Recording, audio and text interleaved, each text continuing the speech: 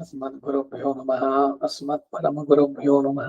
अस्मत्सर्वगुरुभ्यो नमः। श्रीमते रामानुजाय नमः। श्रीमते निगमान्तमहादेशिकाय नमः।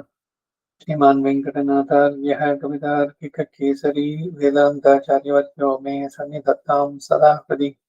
गुरुभ्यः तद्गुरुभ्यश्च नमो वाग्मनीमहे गुणीमहे च तत्प्राद्योदम्पती जगदाम्पति स्वशेषभूतेन मया स्वीयैः सर्वपरिचितैः विधातुं प्रीतमात्मानं श्रीमान् प्रथमते स्वयं शुक्लाम्बरधरं विष्णुं शशिवर्णं चतुर्भुजं प्रसन्नवदनं ध्यायेत् सर्वविघ्नोपशान्तिये।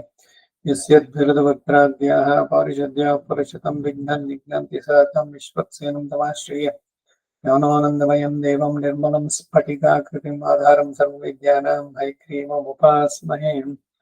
व्यासं वसिष्ठनप्तारं जगते पौत्रमकल्मषं पराशरात्मजं वन्दे शुकतातं तपोनिधिं व्यासाय विष्णुरूपाय व्यासरूपाय विष्णवे नमो वै ब्रह्मनिधये वासिष्ठाय नमो नमः। अविकाराय शुद्धाय नित्याय परमात्मने सदैकरूपरूपाय विष्णवे सर्वजिष्णवे सम्यन्याय कलापेन महता भारतेन च उपबृंहितवेदाय नमो व्यासाय विष्णवे मुनिं स्निग्धाम्बुदा भासं वेदव्यासमकल्मषम् वेदव्यासं सरस्वत्या वासं व्यासं नमाम्यहम्।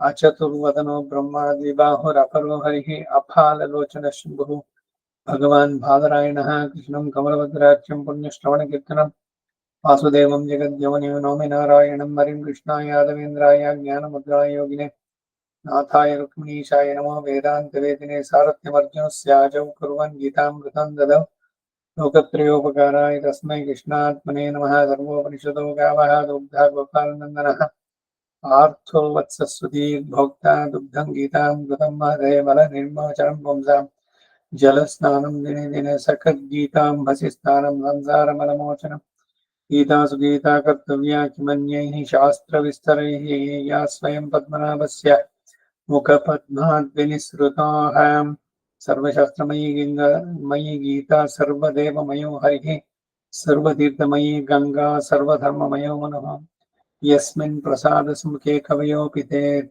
शास्त्राण्यशासुरिः यन्महिमाश्रयाणि कृष्णेन तेन यदिह स्वयमेव गीतं शास्त्रस्य तस्य सदृशं किमिहास्तु शास्त्रम्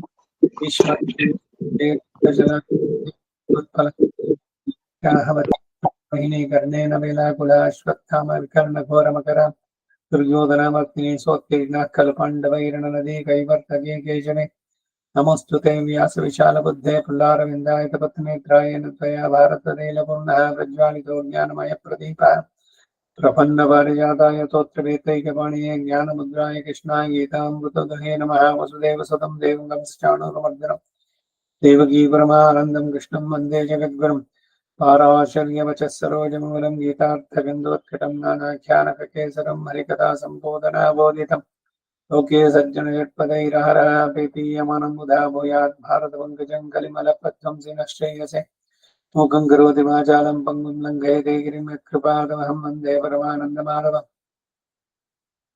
यं ब्रह्मा वरुणेन्द्र रुद्रमरुतस्तुन्वन्ति दिव्यैस्तवैः वेदैः साङ्गपदक्रमोपनिषदैर्गायन्ति यं सामगाः ध्यानावस्थित तदद्गतेन मनसा पश्यन्ति यं योगिनो यस्यान्तं न विदुःसुरासुरगणा देवाय तस्मै नमः। वार्ताय प्रतिबोधितां भगवता नारायणेन स्वयं व्यासेन ग्राथीतां पुराणमुनिना मध्ये महाभारतम् अद्वैतामृतवर्षिणीं भगवतीम् अष्टादशाध्यायिनीम् अम्ब त्वाम् अनुसन्दधामि भगवद्गीते भवद्वेषिणीम्। अष्टमैषी समेत श्रीकृष्णाय परब्रह्मणे नमः। अथ श्रीमद्भगवद्गीतासु उपनिषत्सु ब्रह्मविद्यायां योगशास्त्रे श्रीकृष्णार्जुनसंवादे विश्वरूपदर्शनो नाम एकादशोऽध्यायः। ದಶಮಾಧ್ಯಾಯ ಅದರದೆಲ್ಲ ಆಯ್ತು. ಸಂಗ್ರಹವಾಗಿ ಶ್ಲೋಕಗಳ ಇದನ್ನು ಹೇಳಿ ಕಡೆಗೆ ಗೀತಾರ್ಥ ಸಂಗ್ರಹ ಯಾಮುನಾಚಾರ್ಯದು, ಇದು ಕೂಡ ಕಳೆದ ವಾರ ನಾವು ಅನುಸಂಧಾನ ಮಾಡಿದ್ವಿ. 14ನೇ ಶ್ಲೋಕ ಗೀತಾರ್ಥ ಸಂಗ್ರಹದಲ್ಲಿ ದಶಮಾಧ್ಯಾಯದ ಸಂಗ್ರಹ ಶ್ಲೋಕ ಅಂತ ಬಂದದ್ದು. ಏಕಾದಶೋಧ್ಯಾಯ 11ನೇ ಅಧ್ಯಾಯ, ಅದಕ್ಕೊಂದು ಅವತಾರಿಕೆ.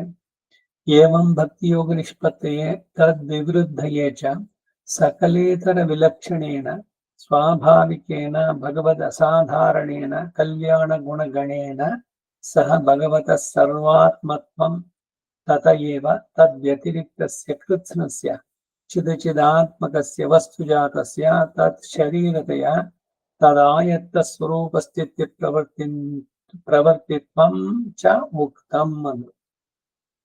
ಈ ಭಾಷ್ಯದ ಅವತಾರಿಕೆ ಅರ್ಥ.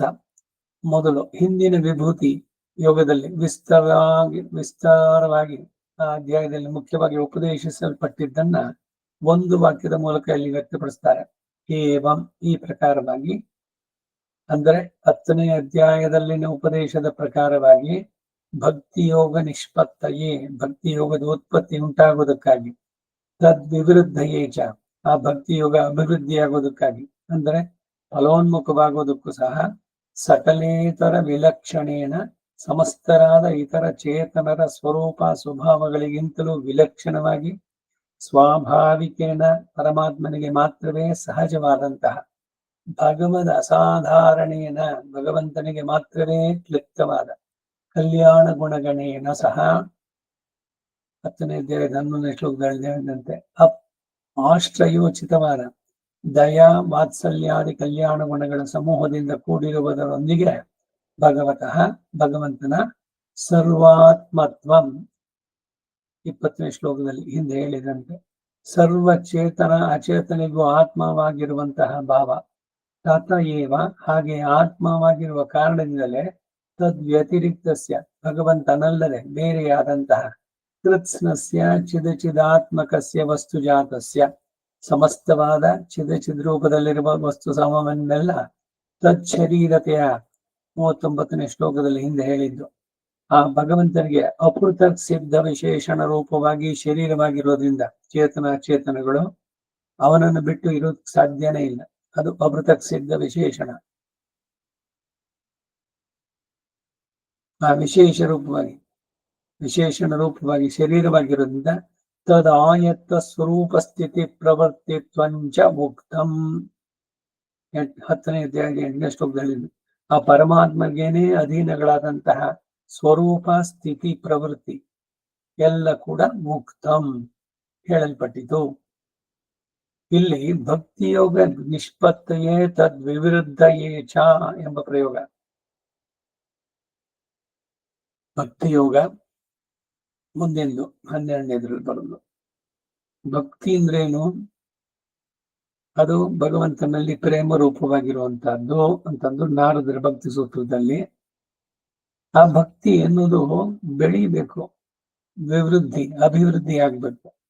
ಅದು ಹೋಗ್ತಾ ಹೋಗ್ತಾ ಏನು ಅಂತಂದ್ರೆ ಮೊದಲು ಭಗವಂತನಲ್ಲಿ ಬಯಕೆ, ಇಷ್ಟ, ಅವನ ಬಗ್ಗೆ ತಿಳಿಬೇಕು ಅನ್ನೋದು ಇಷ್ಟವಾಗಬೇಕು.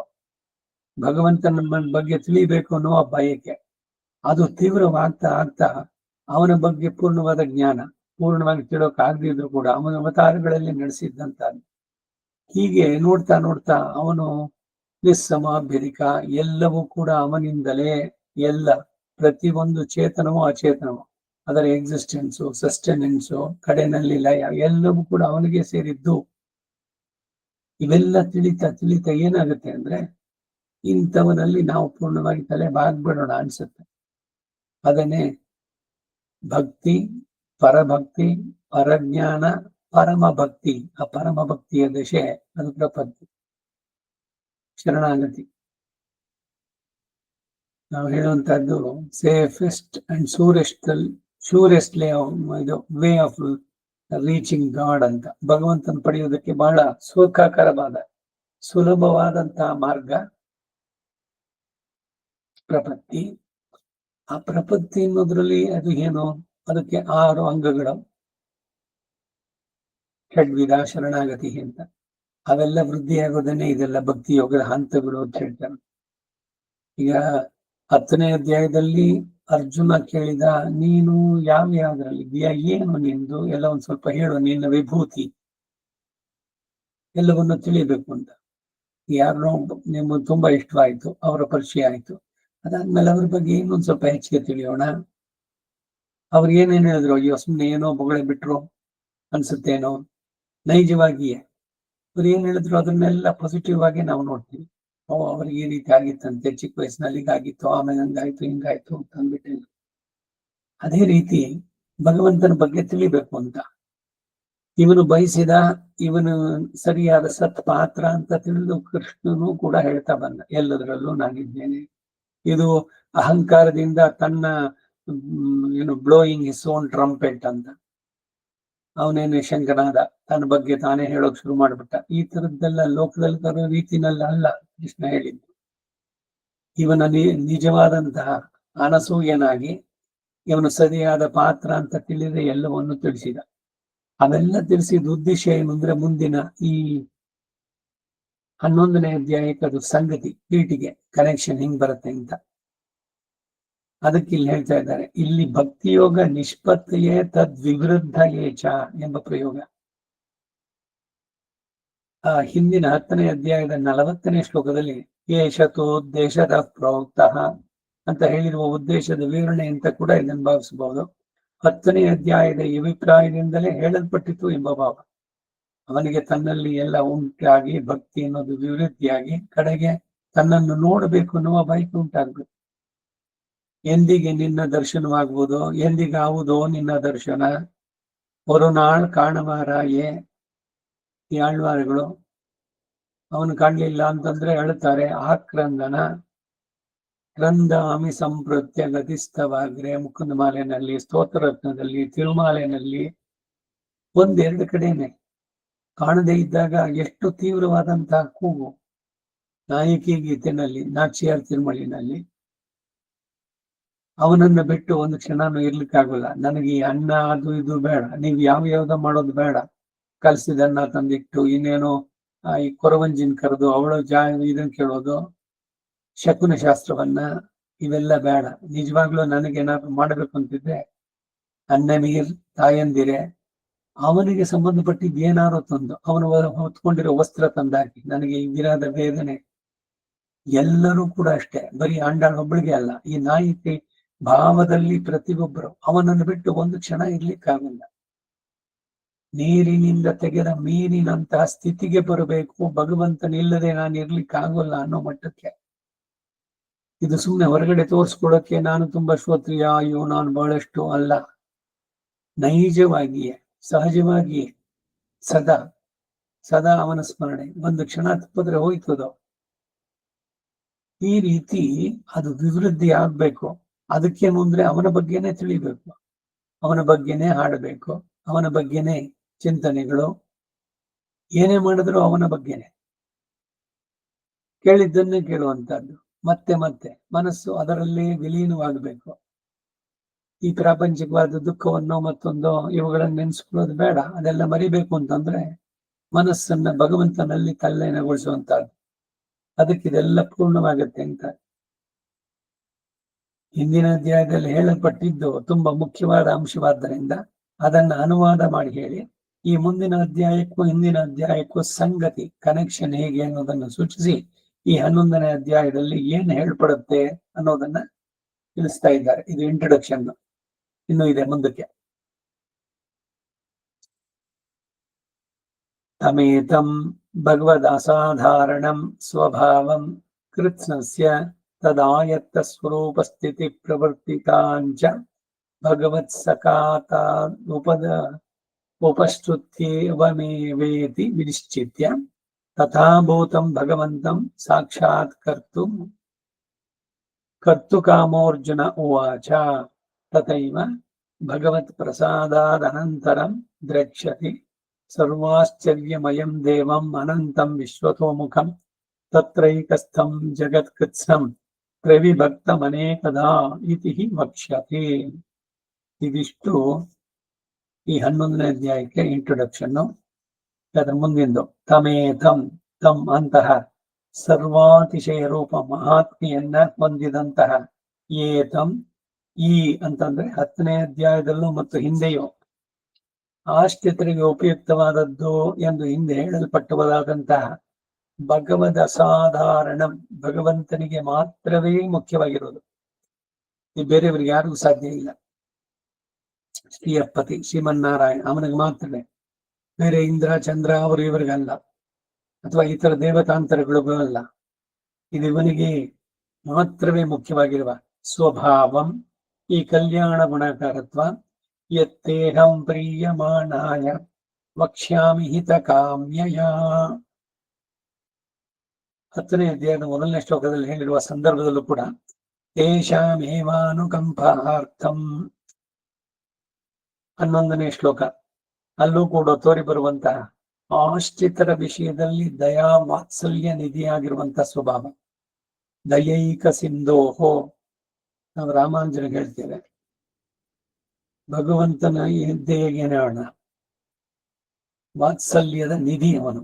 ಕೃತ್ಸ್ನಸ್ಯ ಸಮಸ್ತ ಚೇತನ ಅಚೇತನಾತ್ಮಕ ಸ್ವರೂಪವಾದಂಥ ಜಗತ್ತಿನ ತದಾಯತ್ತ ಸ್ವರೂಪ ಸ್ಥಿತಿ ಪ್ರವರ್ತಿತಾಂಚ ಆ ಸರ್ವೇಶ್ವರನಿಗೇನೇ ಅಧೀನವಾದಂತಹ ಸ್ವರೂಪ ಸ್ಥಿತಿ ಪ್ರವೃತ್ತಿಗಳನ್ನು ಉಳ್ಳವನು ಸಹ ಭಗವತ್ ಸಕಾಶಾದ ಉಪಶ್ರುತ್ಯ ಭಗವಂತನಿಂದಲೇ ಸಾಕ್ಷಾತ್ತಾಗಿ ಉಪದೇಶಿಸಲ್ಪಟ್ಟವನಾಗಿ ಅಂತಹ ಭಗವಂತನನ್ನ ಸಾಕ್ಷಾತ್ಕರಿಸಬೇಕು ಎಂಬ ಆಶೆಯಿಂದ ಪ್ರಾರ್ಥಿಸುತ್ತಾನೆ. ಅವನ ಮುಂದಕ್ಕೆ ಮೊದಲು ಅವನ ಬಗ್ಗೆ ತಿಳಿಯಬೇಕು ಅನ್ನೋದು, ತಿಳಿದ ಮೇಲೆ ಇಂಥವನನ್ನ ನಾನು ಒಮ್ಮೆ ನೋಡ್ಬೇಕಲ್ಲ ಬೈಕೆ ಸಹಜವಾಗಿ ಬರುತ್ತಾನೆ. ಅದು ಅಭಿವೃದ್ಧಿ ಆಗೋದು, ಭಕ್ತಿ ಅಭಿವೃದ್ಧಿ ಆಗೋದು ಅಂದ್ರೆ ಹೀಗೆ. ಅದಕ್ಕಾಗಿ ಅವನು ಪ್ರಾರ್ಥನೆ ಮಾಡ್ತಾನೆ, ಭಗವತ್ ಸಾಕ್ಷಾತ್ಕಾರ ಆಗ್ಬೇಕು. ಯೋಗದಲ್ಲಿ ಆತ್ಮ ಸಾಕ್ಷಾತ್ಕಾರ ಅಂತ. ಏನ್ ಆತ್ಮ ಸಾಕ್ಷಾತ್ಕಾರ ಅಂದ್ರೆ ಯಮ ನಿಯಮ ಆಸನ ಪ್ರಾಣಾಯಾಮ ಪ್ರತ್ಯಾಹಾರ ಧ್ಯಾನ ಧಾರಣ ಸಮಾಧಿ ಅಷ್ಟಾಂಗ ಯೋಗ 8 ಅಂಗಗಳು. ಕಡೆಯಲ್ಲಿ ಸಮಾಧಿ ಸ್ಥಿತಿನಲ್ಲಿ ಏನಾಗ್ತಾನೆ ಅಂದ್ರೆ ಪ್ರಪಂಚದ ಕನೆಕ್ಷನ್ ಕಟ್ ಮಾಡ್ಕೊಂಡಿರ್ತಾರೆ. ಆತ್ಮ ಅಂದ್ರೆ ಏನು, ಟಿವಿನಲ್ಲಿ ಏನೋ ಒಂದು ವ್ಯಕ್ತಿ ಆ ತರದಲ್ಲಿ ಆತ್ಮವನ್ನೇನೋ ನೋಡ್ತಾ ಇರ್ತಾನೆ, ಏನೋ ಒಂದು ಕ್ರಿಮಿನ ಅದು ಅಂದ್ರೆ ಅಲ್ಲ. ಅವನ ಸ್ವರೂಪದ ಚಿಂತನೆ ಅಂದ್ರೆ ಈ ಆತ್ಮ ಪ್ರಕೃತಿಗೆ ಸೇರಿದ್ದಲ್ಲ, ಈ ದೇಹವೇ ಆತ್ಮ ಅಲ್ಲ. ಈ ಆ ಜ್ಞಾನ ಅವನಿಗೆ ಅವಾಗಿರುತ್ತೆ, ಆತ್ಮನಿಂದ ಹೊರಗಾಗಿರುವಂತಹದ್ದು. ಇದನ್ನೇ ಅನೇಕ ಬಾರಿ ಉಲ್ಲೇಖ ಹೇಳಿದೆ ನಾನು. ಈ ರಮಣ ಮಹರ್ಷಿದು ಅಥವಾ ಬೇರೆ ಇವರ ಸಾಧನೆಯಲ್ಲಿ ಅವನ ಧ್ಯಾನದಲ್ಲಿ ಕೂತ್ಕೊಂಡಾಗ ಏನು ಇದಾಗಲ್ಲ ಅಂತ. ತಮ್ಮ ಸ್ವರೂಪದಲ್ಲಿ ಅಂದ್ರೆ ಆತ್ಮದ ಸಹಜ ಗುಣಗಳು ಏನಿದೆಯೋ ಅದರಲ್ಲಿ ಇದ್ಬಿಟ್ಟಿರ್ತಾರೆ. ಅಪಹತ ಪಾಪ ಇವೆಲ್ಲ ಆಕ್ಚುಲ್ ಆಗಿ ಬರುವಂತದ್ದು ಶರೀರ ಬಿಟ್ಟ ಮೇಲೆ. ಆತ್ಮಗಳ ಸಹಜವಾದ ಆತ್ಮ ಗುಣಗಳು ಅವುಗಳನ್ನು ಬೆಳೆಸಿಕೊಳ್ಳೋದಕ್ಕೆ ಇಲ್ಲಿ ಪ್ರಯತ್ನ. ಸದಾ ಅದನ್ನ ಈ ಮಟ್ಟದಲ್ಲೇ ಯಾವಾಗಲೂ ಇದ್ರೆ ಶರೀರವೇ ನಾನಲ್ಲ, ಈ ಸುಖ ದುಃಖ ಮಾನ ಅಪಮಾನ ಲಾಭ ನಷ್ಟ ಜಯ ಅಪಜಯ ಈ ಎಲ್ಲ ದ್ವಂದ್ವಗಳು ಶರೀರಕ್ಕಾಗಿ ಬರ್ತಾ ಇದೆ ಹೊರತು ನನಗೊಂದು ಚೂರು ಸಂಬಂಧಪಟ್ಟಿದ್ದಲ್ಲ ಅಂತ ಯಾರು ಅದರಿಂದ ಮುಕ್ತರಾಗಿರ್ತಾರೋ ಅಂತವರ ಮನಸ್ಥಿತಿ ಹೇಗಿರ್ಬೋದು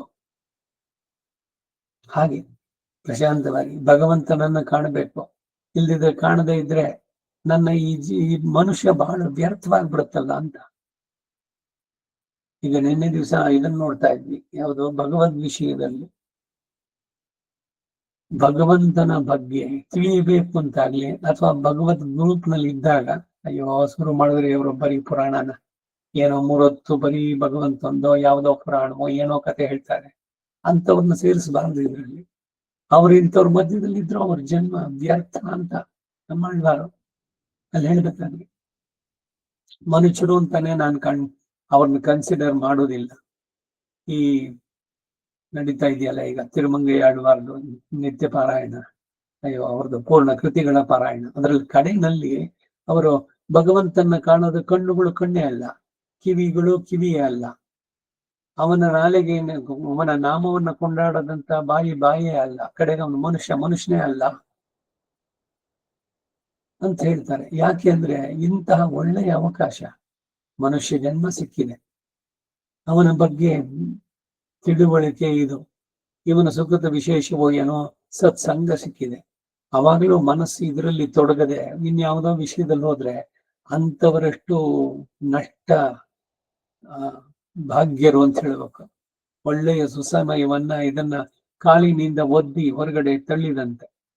ಆ ತಿರುಕನ ಕನಸಿನಲ್ಲಿ ಬಂತಲ್ಲ ಆ ತರದಲ್ಲಿ ಇದ್ದದ್ದು ಒಂದು ಮಡಕೆ ಅವನಿಗೆ. ಅವನು ತಿರುಕನೊಬ್ಬ ನೂರ ಮುಂದೆ ಮುರುಕು ಧರ್ಮ ಶಾಲೆಯಲ್ಲಿ ಹೊರಗಿತ್ತ ಒಂದು ಕನಸ ಕಂಡನೆಂದನೆ. ಪುರದ ರಾಜ ಅವನು ಮಕ್ಕಳಿಲ್ಲದೆ ಇರೋದಕ್ಕೆ ಆ ಆನೆಗೆ ಒಂದು ಹಾರ ಕೊಟ್ರು. ಅದು ತಂದು ಇವನಿಗಾಯ್ತು. ಇವನಿಗೆಲ್ಲ ಕನಸಿನಲ್ಲಿ ಏನು. ಆಮೇಲೆ ರಾಜ ಟಿವಿ ಅದ್ರಲ್ಲಿ ಏನು ಅಂದ್ರೆ ಕಾಲಿನಿಂದ ಜೋಡಾಗಿ ಒದ್ದ ಅವನು ಇಟ್ಕೊಂಡಿದ್ದು ಮಡಕೆ ಹೊಡ್ಬೇಕು. ತಿರುಕನ ಕನಸಾಗ್ಬಾರ್ದು. ಹಾಗೆ ಮನುಷ್ಯ ಜನ್ಮ ಸಿಕ್ಕಿದೆ, ಒಳ್ಳೆಯ ಎಲ್ಲಿ ಇದು ಭಕ್ತಿ ವೃದ್ಧಿ ಆಗ್ಬಹುದು ಅಂತಹ ಪರಿಸರವನ್ನು ಭಗವಂತ ಕೊಟ್ಟಿದ್ದಾನೆ.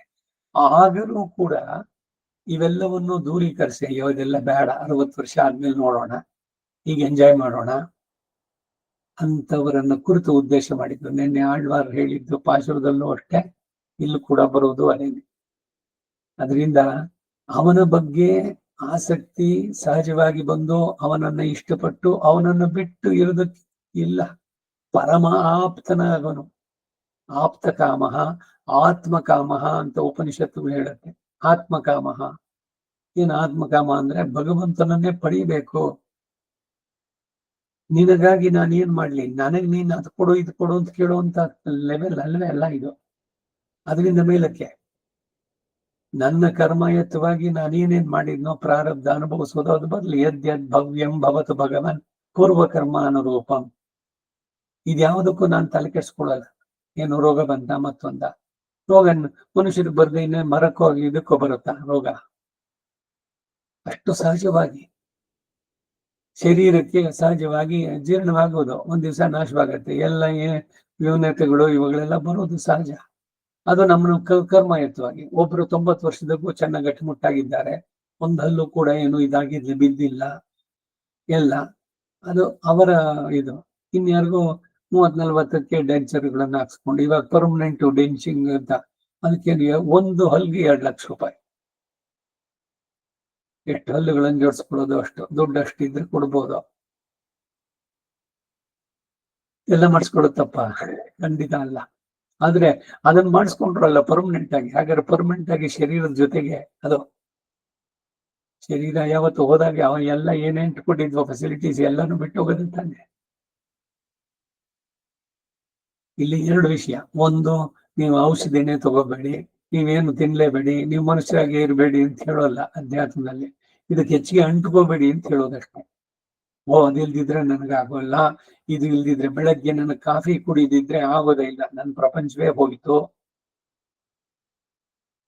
ಇದು ಇಂದ್ರಿಯಗಳಿಗೆ ನಾವು ದಾಸರಾದಾಗ ಅವು ನಮ್ಮನ್ನ ಆಡುತ್ತವೆ. ಪೊರುಕ್ಕ ಹಿಲೇನಂದ್ರು ಆಳ್ವಾರು. ಅದನ್ನ ನಿಗ್ರಹಿಸಿ ಬರ್ಬೇಕಾದ್ರೆ ಇದು ಎಲ್ಲ ಶರೀರಕ್ಕೆ ಸಂಬಂಧಪಟ್ಟಂತೆ.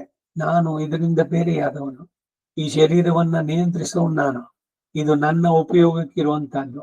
ನಾನು ಒಳಗಡೆ ಡಿಸೈಡ್ ಮಾಡದಂತೆ ಶರೀರ ಅದಕ್ಕೆ ಪೂರಕವಾಗಿರೋದು. ನೀವು ನನ್ನ ಕೈನಲ್ಲಿ ಏನೂ ಆಗೋಲ್ಲ ಅನ್ಕೊಳ್ಳಿ, ನಿಮ್ ಕೈನಲ್ಲಿ ಏನೂ ಆಗೋಲ್ಲ, ಶರೀರವೂ ಕೂಡ ಕೈಯೇ ಎತ್ತೋಕ್ಕಾಗಲ್ಲ. ಆಮೇಲೆ ಆತ್ಮನ ಶಕ್ತಿ, ಅದರ ಇತಿಮಿತಿಗಳು ಅದನ್ನ ತಿಳಿಬೇಕು. ಆತ್ಮದ ಸ್ವರೂಪ ಅರ್ಥಪಂಚಕದ ಜ್ಞಾನ ಅಂದ್ರೆ ಇದೇನೇನೆ. ಪ್ರಾಪ್ಯಸ್ಯ ಬ್ರಹ್ಮಣೋ ರೂಪಂ, ಪಡೆಯಬೇಕಾದ ಬ್ರಹ್ಮನ ಸ್ವರೂಪ. ಪ್ರಾಪ್ತ್ಯುಶ್ಚ ಪ್ರತ್ಯಗಾತ್ಮನ, ಪ್ರತ್ಯಗಾತ್ಮ ಅಂದ್ರೆ ಜೀವಾತ್ಮ, ಪುರುಷನೋ ಸ್ತ್ರೀನೋ ಅದಲ್ಲ, ಶಿವಾತ್ಮ. ಪ್ರಾಪ್ತಿ ಉಪಾಯ ಫಲಂ ಚೈವ ತಥಾ ಪ್ರಾಪ್ತಿ ವಿರೋಧಿ ಚ. ಯಾಕೆ ನಮ್ಗೆ ಇಷ್ಟು ದಿವಸ ಸಿಕ್ಕಿಲ್ಲ? ಅದೇನು ಕರ್ಮ, ಅಕರ್ಮ ಅಂದ್ರೆ ಏನು, ಕರ್ಮ ಸಿದ್ಧಾಂತ, ಅದರ ಬಗ್ಗೆ ತಿಳಿದು, ಶರೀರದ ಗುಣಗಳೇನು, ಸ್ವಭಾವ ಏನು, ಅದು ಏನು ಈ ಅಚೇತನವಾದದ್ದು, ಇದಕ್ಕೂ ಜೀವಾತ್ಮನಿಗೂ ಇದಕ್ಕೂ ಸಂಬಂಧ ಹೆಂಗ್ ಉಂಟಾಯ್ತು? ಇದನ್ನೇ ಅವನು ಮಾಡಿದ್ದು. ನಾನು ಅವರನ್ನ ಆಯಾ ಯೋನಿಗಳಲ್ಲಿ ಯೋಜಿಸುವಂತಹದ್ದು, ಚಾತುರ್ವರ್ಣ್ಯಗಳನ್ನ ಮಾಡಿದವನು ನಾನು. ಎಲ್ಲ ಎಷ್ಟು ಸಮಂಜಸವಾಗಿದೆ. ಭಾಷ್ಯಗಳನ್ನು ಓದಿದಾಗ ಭಗವಂತನ ಮಾತು ಇದು ಎಲ್ಲವೂ ಕೂಡ ಈ ರೀತಿಯಲ್ಲಿ ಯತ್ತೇಹಂ ಪ್ರೀಯಮಾಣಾಯ ವಕ್ಷ್ಯಾಮಿ ಹಿತಕಾಮ್ಯಯ ಅಂತ ಅಂದ್ಬಿಟ್ಟಂದ 10ನೇ ಅಧ್ಯಾಯದಲ್ಲಿ. ಆ ಸಂದರ್ಭದಲ್ಲೂ ಅಷ್ಟೇ. ಹಾಗೇನೆ ತೇಷಾಂ ಹೇಮಾನುಕಂಪಾರ್ಥಂ, ಅಲ್ಲಿ ತೋರುವ ಆಶ್ರಿತರ ವಿಷಯದಲ್ಲಿ ದಯಾ ವಾತ್ಸಲ್ಯ ನಿಧಿಯಾಗಿರುವಂತಹ ಸ್ವಭಾವ. ಕೃತ್ಸ್ನಸ್ಯ, ಸಮಸ್ತ ಚಿದಾತ್ಮಕ ರೂಪವಾದ ಜಗತ್ತು.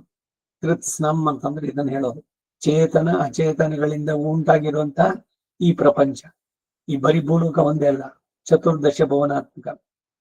ದೇವ, ಮನುಷ್ಯ, ತಿರ್ಯಕ್ ಸ್ಥಾವರ ಎಲ್ಲ ಕೆಟಗರೀಸು ಸೇರ್ಬಿಡುತ್ತೆ. ಇದು ಈ ಜಗತ್ತು.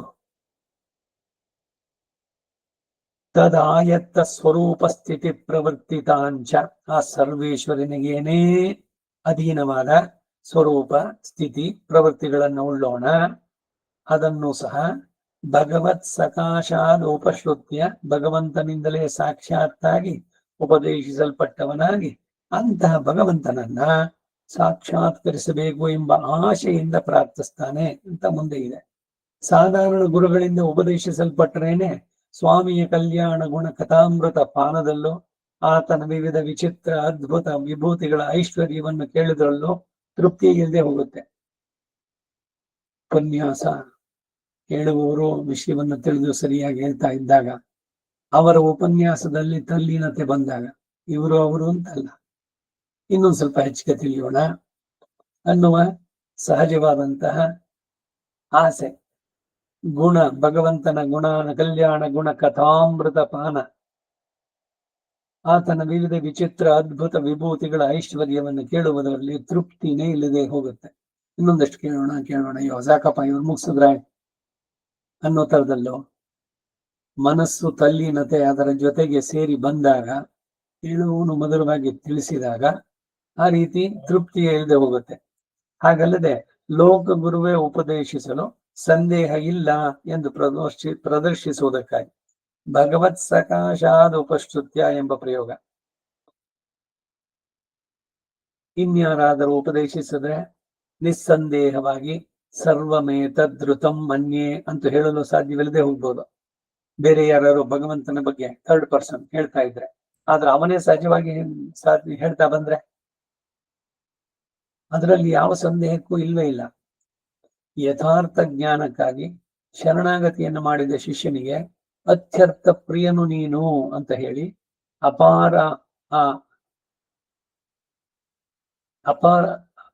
ಅಪಾರಮಾರ್ಥಿಕವಾದದ್ದನ್ನ ಎಂದಿಗೂ ಹೇಳಲಾರ. ಏನು ಅಂದ್ರೆ ಪ್ರಾಪಂಚಿಕವಾದ ವಿಷಯಗಳ ಬಗ್ಗೆ ಇದನ್ನು ಹೇಳಲ್ಲ.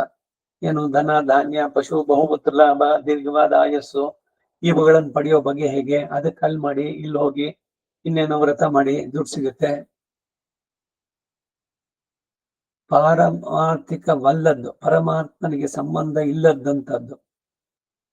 ತದಿತರಾಣಿ ತೃಣಾಯ ಮೇನೆ ಅಂತ ಹೇಳಿದ್ರಲ್ಲ ಅಲ್ಲಿ, ಆ ರೀತಿನಲ್ಲಿ. ಅದರಿಂದ ಭಗವಂತ ಅದನ್ನು ಹೇಳೋಲ್ಲ. ಭಗವತ್ ಸಕಾಶಾದ್ ಉಪಶ್ರುತ್ಯ ಎಂಬ ಪ್ರಯೋಗ. ನಿಸ್ಸಂದೇಹವಾಗಿ ಸರ್ವಮೇತ ಧೃತಂ ಮನ್ನಿ ಅಂತ ಹೇಳಲು ಸಾಧ್ಯವಿಲ್ಲದೆ ಹೋಗ್ಬೋದು. ಯಥಾರ್ಥ ಜ್ಞಾನಕ್ಕಾಗಿ ಶರಣಾಗತಿಯನ್ನು ಮಾಡಿದ ಶಿಷ್ಯನಿಗೆ ಅತ್ಯರ್ಥ ಪ್ರಿಯನು ನೀನು ಅಂತ ಹೇಳಿ ಅಪರಮಾರ್ಥವಾರ್ತಿಕವಾದದ್ದನ್ನ ಎಂದಿಗೂ ಹೇಳಲಾರೆ ಎಂಬ ಭಾವವನ್ನು ಸೂಚಿಸುವುದಕ್ಕಾಗಿಯೂ ಕೂಡ ಭಗವತ್ ಸಕಾಶಾದ ಉಪಶ್ರುತ್ಯ ಎಂಬ ಪ್ರಯೋಗ. ಸರ್ವಜ್ಞನಾಗಿ ಪರಮಹಿತೈಷಿಯಾಗಿ ಪ್ರೀಯಮಾಣಾಯ ವಕ್ಷ್ಯಾಮಿ ಹಿತಕಾಮ್ಯಯ ಎಂಬ ಪೀಠಿಗೆಯೊಂದಿಗೆ. ಒಂದ್ ನಿಮಿಷ ಹರಿ ಹರಿ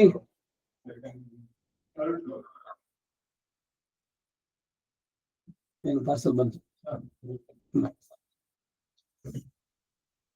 ಭಗವಂತನಿಗೆ ಹೇಳುವುದಕ್ಕಾಗಿ ಸಕಾಶಾತ್ ಪ್ರೀಯಮಾಣಾಯ ವಕ್ಷ್ಯಾಮಿ ಹಿತಕಾಮ್ಯಯ ಎಂಬ ಪೀಠಿಗೆಯೊಂದಿಗೆ ಉಪದೇಶಿಸಿದವನು ಪರಮಾರ್ಥವನ್ನು ಉಪದೇಶಿಸ್ತಾನೆ ವಿನಃ ಅನ್ಯತಾ ಇಲ್ಲ ಎಂಬ ಭಾವವು ಕೂಡ ಇಲ್ಲಿ. ಭಗವತ್ ಸಕಾಶಾತ್ ಉಪಶ್ರುತ್ಯ ಎಂಬುದರಿಂದ ಅದು ಸೂಚಿತ. ಈ ಅಭಿಪ್ರಾಯವನ್ನೇ ಅರ್ಜುನ ಈಗ 11ನೇ ಅಧ್ಯಾಯದ ಪ್ರಥಮ ಶ್ಲೋಕದಲ್ಲಿ ಮೋಹೋ ಎಂ ವಿಗತೋ ಮಮ ಅಂದ್ರೆ ಉಪದೇಶದಕ್ಕೆ ಮುಂದೆ ಮೋಹ ಇತ್ತು, ಈಗ ಅದು ಗತಿಸಿ ಹೋಯಿತು ಎಂದು ಹೇಳಿಕೊಂಡಿರುತ್ತಾನೆ. ಇತರರು ತನ್ನನ್ನು ಯಥಾರ್ಥವಾಗಿ ಅರಿಯಲಾರರು, ಬೋಧಿಸಲಾರರು ಎಂದು ನಮೇ ವಿದುಹು ಸುರಗಣಾಹ ಎಂದಲ್ಲಿ ಹೇಳಿದ್ದಾರೆ. ಆದ್ದರಿಂದ ಭಗವತ್ ಸಕಾಶದಿಂದಲೇ ಉಂಟಾದ ಉಪದೇಶವಾದರೂ ಪರಮಾರ್ಥ ಎಂಬುದರಲ್ಲಿ ಈಶತ್ ಸಂದೇಹವು ಕೂಡದು, ಒಂದು ಸ್ವಲ್ಪನೂ ಸಂದೇಹ ಬೇಡ. ಇವೆಲ್ಲ ಬಹಳ ಮುಖ್ಯವಾದಂತ ವಿಷಯಗಳು. ಕಾಲಕ್ಷೇಪಗಳು ಇದರಲ್ಲಿ ಪ್ರಶ್ನೆಗಳು ಬಂದಾಗ ಅವುಗಳಿಗೆ ಪೂರ್ಣವಾಗಿ ಸಂದೇಹಗಳನ್ನ ಅಲ್ಲಲ್ಲೇನೆ ಸಮಯ ಪ್ರಶ್ನಕಾಲ ಪರೀಕ್ಷಕಃ ಉಪದೇಶಂತಿತೆ ಜ್ಞಾನಂ ಜ್ಞಾನಿನಃ ತತ್ವದರ್ಶಿನಃ. ಶಿಷ್ಯನಾಗಿ ನೇರವಾಗಿ ಎದುರುಗಡೆ ಕೂತ್ಕೊಂಡು ಕೇಳಬೇಕಾದ್ರೆ ಸಂದೇಹಗಳು ಬಂದದ್ದನ್ನ ನೋಟ್ ಮಾಡಿಕೊಂಡು ಆಮೇಲೆ ಪ್ರಶ್ನೋತ್ತರಿಯಲ್ಲಿ ಅದನ್ನ ಅಲ್ಲಿ ಒಂದ್ಸಲಿ ಹೇಳಿದ್ಮೇಲೆ ಇನ್ನು ಮತ್ತೆ ಸಂದೇಹ ಬರಬಾರ್ದು. ಅದರಲ್ಲಿ ನಿಸ್ಸಂದೇಹವಾಗಿ ಮುಂದಕ್ಕೆ ಅದು ಚೆನ್ನಾಗಿ ದೃಢವಾಗಿ ಆಗುವಂತದ್ದು ಕಾಲಕ್ಷೇಪವನ್ನು ಕೇಳಬೇಕಾದ್ರೆ ಅಲ್ಲಿ. ಹಾಗೆ ಒಂದು ಸ್ವಲ್ಪನೂ ಸಂದೇಹ ಇಲ್ಲ. ಇದು ವ್ಯಾವಹಾರಿಕ ಸತ್ಯ ಮಾತ್ರ ಎಂದು ಹೇಳಲು ಸಾಧ್ಯವಲ್ಲ ಎಂದು ಇದರಿಂದ ಸೂಚಿತ. ಮಧ್ಯದಲ್ಲಿ ಅದ್ವೈತದ ಖಂಡನೆಯನ್ನು ಕೂಡ ಮಾಡ್ತಾರೆ. ಯಾಕೆಂದ್ರೆ ಭಗವಂತನನ್ನೇ ಎರಡು ಭಾಗ ಮಾಡ್ತಾರೆ, ಒಂದು ವ್ಯಾವಹಾರಿಕ ಮತ್ತೊಂದು ಪಾರಮಾರ್ಥಿಕ ಸತ್ಯ ಅಂತ. ಅದಿಲ್ಲ ಇಲ್ಲಿ. ಈ ಪ್ರಯೋಗದಿಂದ ಇನ್ನೊಂದು ಆಶಯ ತೋರಿ ಬರುತ್ತೆ ಅಂತ ದೇಶಿಕರು ಹೇಳ್ತಾರೆ. ಒಂದು ವೇಳೆ ಇತರ ಆಚಾರ್ಯರುಗಳು ಈ ತತ್ವಗಳನ್ನೇ ಯಥಾರ್ಥವಾಗಿ ಉಪದೇಶಿಸಿದ್ರೂ ಕೂಡ ಅಂತಹ ಕಲ್ಯಾಣ ಗುಣಗಳಿಂದಲೂ ವಿಭೂತಿ ಐಶ್ವರ್ಯದಿಂದಲೂ ಕೂಡಿದ ಭಗವಂತನನ್ನ ಸಾಕ್ಷಾತ್ತಾಗಿ ಪ್ರದರ್ಶಿಸಬೇಕು ಎಂಬ ಪ್ರಾರ್ಥಿಸಲು ಅಸಾಧ್ಯ. ಭಗವತ್ ಸಕಾಶಾತ್ ಉಪದೇಶ ದೊರೆತ ಸುಕೃತದಿಂದ ವಿಶ್ವರೂಪ ದರ್ಶನವನ್ನು ದಯಪಾಲಿಸಬೇಕು ಎಂಬ ಪ್ರಾರ್ಥಿಸಲು ಅನುಕಾಲ. ಅದು ಅನುಕೂಲವಾಯ್ತು. ಬೇರೆ ಯಾರು ಹೇಳಿದ್ರೆ ಅವರು ವಿಶ್ವರೂಪ ದರ್ಶನವನ್ನು ಮಾಡ್ಲಿಕ್ಕೆ ಸಾಧ್ಯವಾಗ್ತಿತ್ತು. ಆದ್ದರಿಂದ ಏವಂ ಏವೇತಿ ನಿಶ್ಚಿತ್ಯ ಉಪದೇಶವೆಲ್ಲ ಪರಮಾರ್ಥ ಎಂದೇ ನಿಶ್ಚಯಿಸಿದವರಾಗಿ, ಇದು 3ನೇ ಶ್ಲೋಕದ ಅಭಿಪ್ರಾಯ. ಈಗ 11ನೇ ಅಧ್ಯಾಯದಲ್ಲಿ ಬರೋದು. ತಥಾಭೂತಂ ಭಗವಂತಂ, ಇಂತಹ ನಿರತಿಶಯ ಕಲ್ಯಾಣ ಗುಣಗಳಿಂದಲೂ ಮಹತ್ತಾದ ವಿಭೂತಿ ಐಶ್ವರ್ಯದಿಂದಲೂ ವಿಶಿಷ್ಟನಾದ ಭಗವಂತನನ್ನ, ಇಲ್ಲಿ ಭಗವಂತಂ ಎಂಬ ಶಬ್ದವೇ ಸರ್ವೇಶ್ವರನ ಹೇಯ ಪ್ರತ್ಯನೀಕತೆಯನ್ನ, ಕಲ್ಯಾಣ ಗುಣಾಕರತ್ವವನ್ನು ಬೋಧಿಸುತ್ತೆ. ನಮ್ಮ ಪೂರ್ವಾಚಾರ್ಯರ ಕಾಲಕ್ಷೇಪಗಳಲ್ಲಿ ಅವರ ಬರೆದಂತ ಗ್ರಂಥಗಳಲ್ಲಿ ಮೊದಲ ಆರಂಭದಲ್ಲಿ ಹೇಳ್ಬೇಕಾದ್ರೆ ಅದು ಬಹಳ ಸ್ಪಷ್ಟ ಮಾಡ್ಬಿಡ್ತಾರೆ. ಅವನಿಗೆ ಯಾವ ರೀತಿಯ ದೋಷವು ಸೇರುವುದಕ್ಕೆ ಹತ್ರ ಬರುವುದಕ್ಕೆ ಸಾಧ್ಯ ಇಲ್ಲ. ಮತ್ತೆ ಅವನು ಸಕಾಲ ಕಲ್ಯಾಣ ಗುಣ ಪರಿಪೂರ್ಣನಾದವನು. ಅವನಿಗೆ ರೂಪ ಇಲ್ಲ, ಆಕಾರ ಇಲ್ಲ, ಅದಿಲ್ಲ ಇದಿಲ್ಲ ಅಂತ ಹೇಳೋಲ್ಲ. ದಿವ್ಯ ಮಂಗಳ ವಿಗ್ರಹ, ಅವನದಕ್ಕೆಲ್ಲ ಒಂದು ದಿವ್ಯವಾದದ್ದು ಪ್ರತಿಯೊಂದು ಕೂಡ ಕಲ್ಯಾಣ ಗುಣಕರತ್ವ. ಅಂತಹ ಭಗವಂತನನ್ನ ಸಾಕ್ಷಾತ್ ಕರ್ತು ಕಾಮಃ, ಸಾಕ್ಷಾತ್ತಾಗಿ ನೋಡಬೇಕು ಎಂಬ ಅಪೇಕ್ಷೆ ಉಳ್ಳವನಾಗಿ ಈಗ ಶ್ರೀಕೃಷ್ಣನನ್ನ ಪ್ರತ್ಯಕ್ಷದಲ್ಲಿ ನೋಡುತ್ತಾ, ಇಲ್ಲವೇ ಅಂದರೆ ಮನುಷ್ಯಾವತಾರಿಯಾಗಿ ಇದ್ದಾನಾದ್ದರಿಂದ ಸಾಧಾರಣ ಮನುಷ್ಯನ ಹಾಗೆ ತೋರ್ತಾನೆ.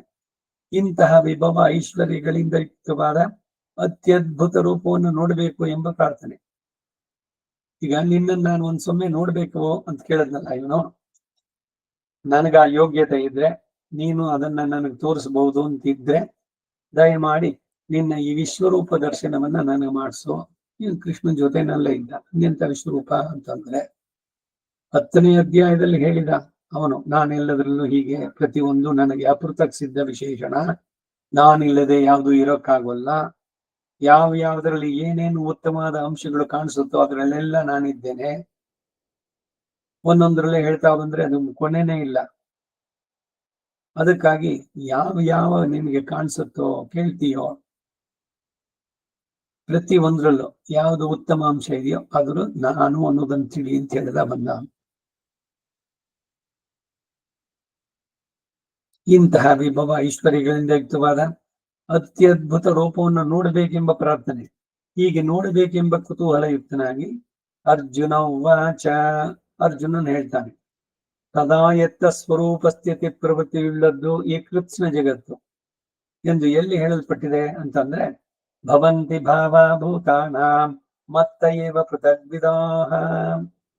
ವಿಭೂತಿ ಯೋಗ 10ನೇ ಅಧ್ಯಾಯದ 5ನೇ ಶ್ಲೋಕ ಎಂಬಲ್ಲಿ. ಮತ್ತೆ ಮತ್ತ ಸರ್ವಂ ಪ್ರವರ್ತತೆ 8ನೇ ಶ್ಲೋಕದಲ್ಲಿ. ವಿಷ್ಟಭ್ಯಾಹಮಿದಂ ಕೃತ್ಸ್ನಂ ಏಕಾಂಶೇನ ಸ್ಥಿತೋ ಜಗತ್. 10ನೇ ಅಧ್ಯಾಯದ 4ನೇ ಶ್ಲೋಕ. ಅಲ್ಲೂ ಹೇಳಿದೆ. ಅರ್ಜುನ ಉವಾಚ. ಅರ್ಜುನ ಮುಂದಿನ 3 ಶ್ಲೋಕಗಳಿಂದ ಪ್ರಾರ್ಥಿಸ್ತಾನೆ.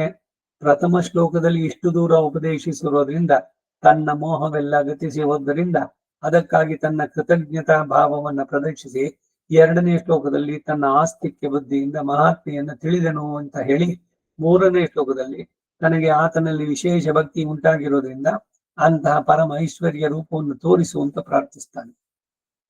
ಇಷ್ಟೆಲ್ಲ ಹೇಳಿ 18ನೇ ಅಧ್ಯಾಯದಲ್ಲೂ ಹೇಳ್ದ, ನಟ್ಟೋ ಮೋಹಂ ಸ್ಮೃತಿ ಲಬ್ಧ. ನೀನು ನನಗೆ ಇವಾಗ ದೇಹವೇ ಆತ್ಮ ಇವರೆಲ್ಲ ನನ್ನವರು, ಅಯ್ಯೋ ನಾನು ಅವ್ರು ಅನ್ಕೊಳ್ತೀನಿ, ಇವೆಲ್ಲ ಹೋಗಿದೆ.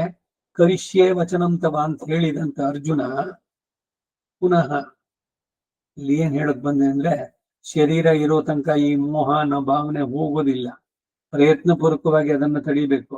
ಇಲ್ದಿದ್ರೆ ಎಲ್ಲ ಯುದ್ಧ ಆದ್ಮೇಲೆ ಅರ್ಜುನ ಮತ್ತೆ ಕೃಷ್ಣನ್ ಕೇಳ್ದಂತೆ, ಅದೇನು ಹೇಳಿದಲ್ಲ ನೀನು ಆರಂಭದಲ್ಲಿ ಭಗವದ್ಗೀತೆ ಗೀತೋಪದೇಶ ಆಯ್ತಲ್ಲ, ಅದು ಹೇಳು ಇನ್ನೊಂದ್ಸಲಿ ಅಂತ. ಅದಾಯ್ತು ಅಂದ ಅವನು. ಮತ್ತೇನು ಮರ್ತೋಯ್ತಾ ಇಲ್ಲ. ಈಗ ನಮಗಳಿಗೆ ಒಂದು ಉದಾಹರಣೆ ಕೇಳಿ, ಇವಾಗ ಯಾವ್ದೋ ಬಗ್ಗೆ ಕೇಳಿದ್ದೀರಿ, ನೀನು ನಾರಾಯಣಿ ಎಂಬ ಅಥವಾ ಯಾವ್ದೋ ಉಪನಿಷತ್ತು ಮತ್ತೊಂದು. ಆಮೇಲೆ ಏನು ಆ ಉಪನಿಷತ್ತಿನ ಹೆಸರು ಕೇಳಿದ್ವಾ, ಯಾಕೆ ಎಲ್ಲ ಮರ್ತೋಯ್ತು. ಪುನಃ ಪುನಃ ಯಾಕೆ ಕೇಳಬೇಕು ಅಂದ್ರೆ, ಇದು ನನಗೆಲ್ಲ ಒಂದ್ಸಲಿ ಆಗೋಯ್ತು ಅಂತಂದ್ರೆ ಎಲ್ಲ ಮುಗಿದೋಯ್ತೆ, ಎಲ್ಲದರಲ್ಲೂ ಪರಿಣಿತಿ ಆಗಿದೆಯೋ. ಪುನಃ ಪುನಃ ಕೇಳ್ಬೇಕು. ಬಹುಧಾ ಶ್ರೋತವ್ಯಂ ಅನ್ನೋದು ಇವೆಲ್ಲ ಅದರಲ್ಲಿ ಬರುವಂತಹದ್ದು. ಅದು ಮನಸ್ಸಿನಲ್ಲಿ ಅಚ್ಚಲಿ ಇದೆ, ನಿಲ್ಬೇಕು. ಸಹಜವಾಗಿ ಶರೀರಕ್ಕೆ ಇರುವಂತಹದ್ದು ಇವೆಲ್ಲ. ಒಂದು ಕ್ಷಣ ಕೇಳಿದಾಗ ಹೌದು ಆತ್ಮ ಬೇರೆ ದೇಹ ಬೇರೆ ಅಂತ, ಮುಂದಿನ ಕ್ಷಣ ಉಪನ್ಯಾಸ ನೆಕ್ಸ್ಟ್ ಮೂಮೆಂಟ್ ನಲ್ಲೇನೆ ಶರೀರವೇ ನಾನು ಅನ್ನೋದು. ಯಾಕೆ ಹೀಗಾಗುತ್ತೆ ಅಂದ್ರೆ, ಇದು 1-2 ಜನ್ಮದ್ದಲ್ಲ, ಅನೇಕ ಕೋಟಿ ವರ್ಷಗಳ ಇದರಿಂದ ಹಿಂದಿನ ಜನ್ಮಗಳು, ಕೋಟಿ ಜನ್ಮಗಳಿಂದ ಬಂದಂತ 8. ಅದು ಭಗವಂತನನ್ನೇ ಪ್ರಾರ್ಥನೆ ಮಾಡಬೇಕು. ನೀನೇ ಇದನ್ನ ಪರಿಹಾರ ಮಾಡು, ನಾನಿರೋದು ನಿನಗಾಗಿ ಎನ್ನುವಂತಹ ಅರಿವು ನನಗೆ ಸದಾ ಉಂಟು ಮಾಡು. ಅದಕ್ಕಾಗಿ ಪ್ರತಿದಿನ 108 ಬಾರಿ ಜಪ ಹೇಳೋದು. ಯಾಕೆ ಅಂದ್ರೆ ಅಷ್ಟಾಕ್ಷರಿದು. ಅಹಂ ನಾರಾಯಣಾಯ ಭವೇಯಂ ನ ಮಮ ಸ್ಯಾಮ್, ನಾನು ನನ್ನವನಲ್ಲ ಹೇಳ್ತಾ ಇರ್ಬೇಕು. ಮತ್ತೆ ನಾನು ನನ್ನವನಲ್ಲ. ಹಾಗಾದ್ರೆ ನೀನ್ ಯಾರಿಗೆ ಸೇರಿದವನು? ಭಗವಂತನಿಗೆ ಸೇರಿದವನು. ನಾನಿರೋದೇ ಅವನಿಗಾಗಿ, ನಾನು ಮಾಡಿದ ಕೆಲಸವೂ ಕೂಡ ಅವನಿಗಾಗಿ. ಪ್ರತಿಯೊಂದು ಕೂಡ ಆ ರೀತಿ ಬರಬೇಕಾದ್ದು. ಹಾಗೆ 3 ಪ್ರಶ್ನೆಗಳನ್ನ ಇವನು ಹೇಳ್ತಾ ಒಂದೊಂದು ಹೇಳಿ 3ನೇ ಶ್ಲೋಕದಲ್ಲಿ ಹೇಗೆ ಪ್ರಾರ್ಥಿಸ್ತಾನೆ. 10ನೇ ಅಧ್ಯಾಯದಲ್ಲಿ ಅಹಂ ಸರ್ವಸ್ಯ ಪ್ರಭವಃ 8ನೇ ಶ್ಲೋಕದಿಂದ ಆರಂಭಿಸಿ ಈ ಅಧ್ಯಾಯದ ಅಂತ್ಯದಲ್ಲಿ ಏಕಾಂಶೇನ ಸ್ಥಿತೋ ಜಗತೆ 41-42ನೇ ಶ್ಲೋಕ ಅದರಲ್ಲಿ ಮುಗಿಸಿ ಹೇಳಿದ ಮಹಾತ್ಮೆಯನ್ನ ಪ್ರದರ್ಶಿಸುವ ರೂಪವನ್ನ ನೋಡಲು ಅಪೇಕ್ಷಿಸುತ್ತಾನೆ ಅನ್ನೋ ಭಾವ. ಒಂದ್ಸಲಿ ಎಲ್ಲ ಅದ್ರ ಬಗ್ಗೆ ತಿಳಿದ್ಮೇಲೆ ಒಂದ್ಸಲಿ ನಾವು ನೋಡ್ಬೇಕಲ್ಲ, ಇಷ್ಟೆಲ್ಲ ಇರುವನು ಸಹಜವಾಗಿ ಬರುತ್ತಾನೆ. ಹಾಗೆ ಅದು ಇದಕ್ಕೆ ಪೂರಕವಾಗಬೇಕು, ಅವನನ್ನ ಕಾಣಬೇಕು ಅನ್ನುವಂಥದ್ದು. ಕದಾನು ಸಾಕ್ಷಾತ್ ಕರವಾಣಿ ಚಕ್ಷುಷ ಅಂದ್ರು ಆಳವಂದ. ಧನಂ ಮದೀಯಂ ತವ ಪಾದ ಪಂಕಜಂ ಕದಾನು ಸಾಕ್ಷಾತ್ ಕರವಾಣಿ ಚಕ್ಷುಷ. ನನ್ನ ಧನ ನೀನು, ನನ್ನ ಸರ್ವಸ್ವವೂ ನೀನು, ತಂದೆ ನೀನು, ತಾಯಿ ನೀನು, ಬಂಧು ನೀನು, ಬಳಗ ನೀನು. ತ್ವಮೇವ ಮಾತಾ ಚ ಪಿತಾ ತ್ವಮೇವ, ತ್ವಮೇವ ಬಂಧುಶ್ಚ ಗುರು ಸಖ ತ್ವಮೇವ, ತ್ವಮೇವ ವಿದ್ಯಾ ದ್ರವಿಣಂ ತ್ವಮೇವ, ತ್ವಮೇವ ಸರ್ವಂ ಮಮ ದೇವ ದೇವ. ಪಿತಾಸಿ ಲೋಕಸ್ಯ ಚರಾಚರಸ್ಯ. ಇದು ಅಧ್ಯಾಯದಲ್ಲಿ ಬರೋದು ಇದೆಲ್ಲ 11ನೇ ಅಧ್ಯಾಯದಲ್ಲಿ ಮುಂದಕ್ಕೆ. ಇದನ್ನೇನೆ ಶರಣಾಗತಿ ಗದ್ಯದಲ್ಲಿ ಆ 3 ಶ್ಲೋಕಗಳನ್ನು ಹಂಗೆ ಇಳಿಸ್ಬಿಟ್ರು. ಅಲ್ಲಿ ಆ ಮಾತುಗಳಲ್ಲಿ ಅಷ್ಟು ಅರ್ಥಪೂರ್ಣವಾಗಿದ್ದು. ಪಿತಾತ್ವಂ ಮಾತಾತ್ವಂ ದೈತ ತನಯಸ್ತ್ವಂ ಪ್ರಿಯ ಸುಹೃತ್ವಮೇವ ತ್ವಂ ಮಿತ್ರಂ ಗುರುರಸಿ ಗತಿಶ್ಚಾಸಿ ಜಗತಾಂ ತ್ವದೀಯಃ ತ್ವದ್ಭೃತ್ಯಃ ತವ ಪರಿಜನಂ ತದ್ಗತಿಹರಂ ಪ್ರಪನ್ನಶ್ಚೈನಂ ತವ ಇವಾಸ್ಮಿ ವರಃ. ಸ್ತೋತ್ರರತ್ನದಲ್ಲಿ ಅವ್ರು ಹೇಳ್ಬೇಕಾದ್ರೆ ನನ್ನ ಸರ್ವವೂ ನೀನೆ, ಸರ್ವವೂ ಕೂಡ ನಿನಗೇನೆ, ಸಮಸ್ತವೂ ನೀನೆ. ಈ ಭಾವ ಅಹಂ ಸರ್ವಸ್ಯ ಪ್ರಭವ ಅಂತ ಹೇಳಿ ಏಕಾಂಶೇನ ಸ್ಥಿತೋ ಜಗತಿ ಅನ್ನೋದ್ರಲ್ಲಿ ಸ್ವಾಮಿಯ ಉದ್ದೇಶ, ಭಗವಂತನ ಉದ್ದೇಶ ಏನು ಅಂದ್ರೆ ನನ್ನನ್ನು ಕಾಣುವ ಬಯಕೆ ಅವನಲ್ಲಿ ಉಂಟಾಗ್ಲಿ. ಈಗ ನೀವು ಯಾವುದೋ ಫುಡ್ ಇದಕ್ಕೆ ಎಕ್ಸಿಬಿಷನ್, ಫುಡ್ ಫೇರು ಏನೋ ಒಂದು ಹೇಳಿದ್ದಾರೆ, ತಿಂಡಿ ಮೇಳ ಅಂತದಕ್ಕೆ ಹೋದಾಗ ಅಲ್ಲಿ ಅವ್ರು ಏನೇನು ಇಟ್ಕೊಂಡಿರ್ತಾರೋ ಅದನ್ನ ತೆಗೆದು ಒಂಚೂರು ಕೊಡ್ತಾರೆ ನಿಮ್ಗೆ, ಒಂಚೂರು ತಿನ್ನೋಡಿ ಅಂತ. ಉದ್ದೇಶ ಏನು? ಸುಮ್ಮನೆ ಎಲ್ಲ ಬಂದವ್ರಿಗೂ ಇದೇನು ಪ್ರಸಾದದಲ್ಲಿ ಚೂರು ಚೂರು ಕೊಡೋದು. ನೀವು ಒಂಚೂರು ರುಚಿ ನೋಡಿದ್ಮೇಲೆ ಅಯ್ಯೋ ಅದನ್ನ ತಗೊಳ್ಳೋಣ, ಅದು ಒಂದ್ಸರಿ ಅದು 1 ಕೆಜಿ ಕೊಡಿ, ಇದು 1 ಕೆಜಿ ಕೊಡಿ. ಹಾಗೆ ಭಗವಂತ ಇಲ್ಲಿ ಒಂಚೂರು ತೋರಿಸ್ಬಿಟ್ಟು ಮುಂದಕ್ಕೆ ನಿಮಗೆ ಅವನನ್ನು ಪೂರ್ಣವಾಗಿ ನೋಡ್ಬೇಕು ಅನ್ನುವ ಬಯಕೆ ತೀವ್ರವಾಗಬೇಕು, ಅದು ಉದ್ದೇಶ. ಭಕ್ತಿ ಯೋಗದಲ್ಲಿ ಅಭಿರುಚಿ ಉಂಟಾಗುವುದಕ್ಕಾಗಿ ತನ್ನ ವಿಭೂತಿ ಮಹಾತ್ಮೆಯನ್ನ ಸ್ವಲ್ಪ ಮಟ್ಟಿಗೆ ವಿಸ್ತರಿಸಿ ಹೇಳಿದ. ಭಗವಂತನೇ ಒಂದು ಉದ್ದೇಶವನ್ನ ಮನಸ್ಸಿನಲ್ಲಿಟ್ಟರೆ ಅದು ಫಲಕಾರಿಯಾಗದೆ ಹೋಗುತ್ತೇನು? ಭಗವಂತನಿಗೆ ಸತ್ಯಕಾಮ ಅಂತ ಹೆಸರು. ನಾವೆಲ್ಲ ಸತ್ಯಕಾಮರು, ಏನೇನೋ ಬಯಸ್ತೀವಿ, ಎಲ್ಲವೂ ಸಾಧ್ಯವಾಗತ್ತಾ? ಆದ್ರೆ ಭಗವಂತ ಬಯಸಿದ್ದು ಆಗಲಿಲ್ಲ ಅನ್ನೋದು ಯಾವ್ದಾದ್ರು ಒಂದಿದ್ಯಾ? ಉದಾಹರಣೆ, ಅವನ ಯಾವುದೇ ಅವತಾರದಲ್ಲಾಗ್ಲಿ ಎಲ್ಲೇ ಆಗ್ಲಿ ಸತ್ಯಕಾಮ, ಸತ್ಯ ಸಂಕಲ್ಪ, ಸಕಲೇತರ ವಿಲಕ್ಷಣ, ಅರ್ಥಿಕಲ್ಪಕ, ಆಪತ್ಸಕ, ಶ್ರೀಮನ್ ನಾರಾಯಣ, ಅಶರಣ್ಯ ಶರಣ್ಯ, ಎಷ್ಟು ಸುಂದರವಾದಂತ ಸಂಬೋಧನೆಗಳು ನೋಡಿ. ನೇರವಾದ ಸಂವಾದ ಅದು. ಶರಣಾಗತಿ ಅನ್ನೋದು ರಂಗನಾಥನಿಗೂ ರಾಮಾನುಜರಿಗೂ ನಡೆದಂತ ಸಂವಾದ.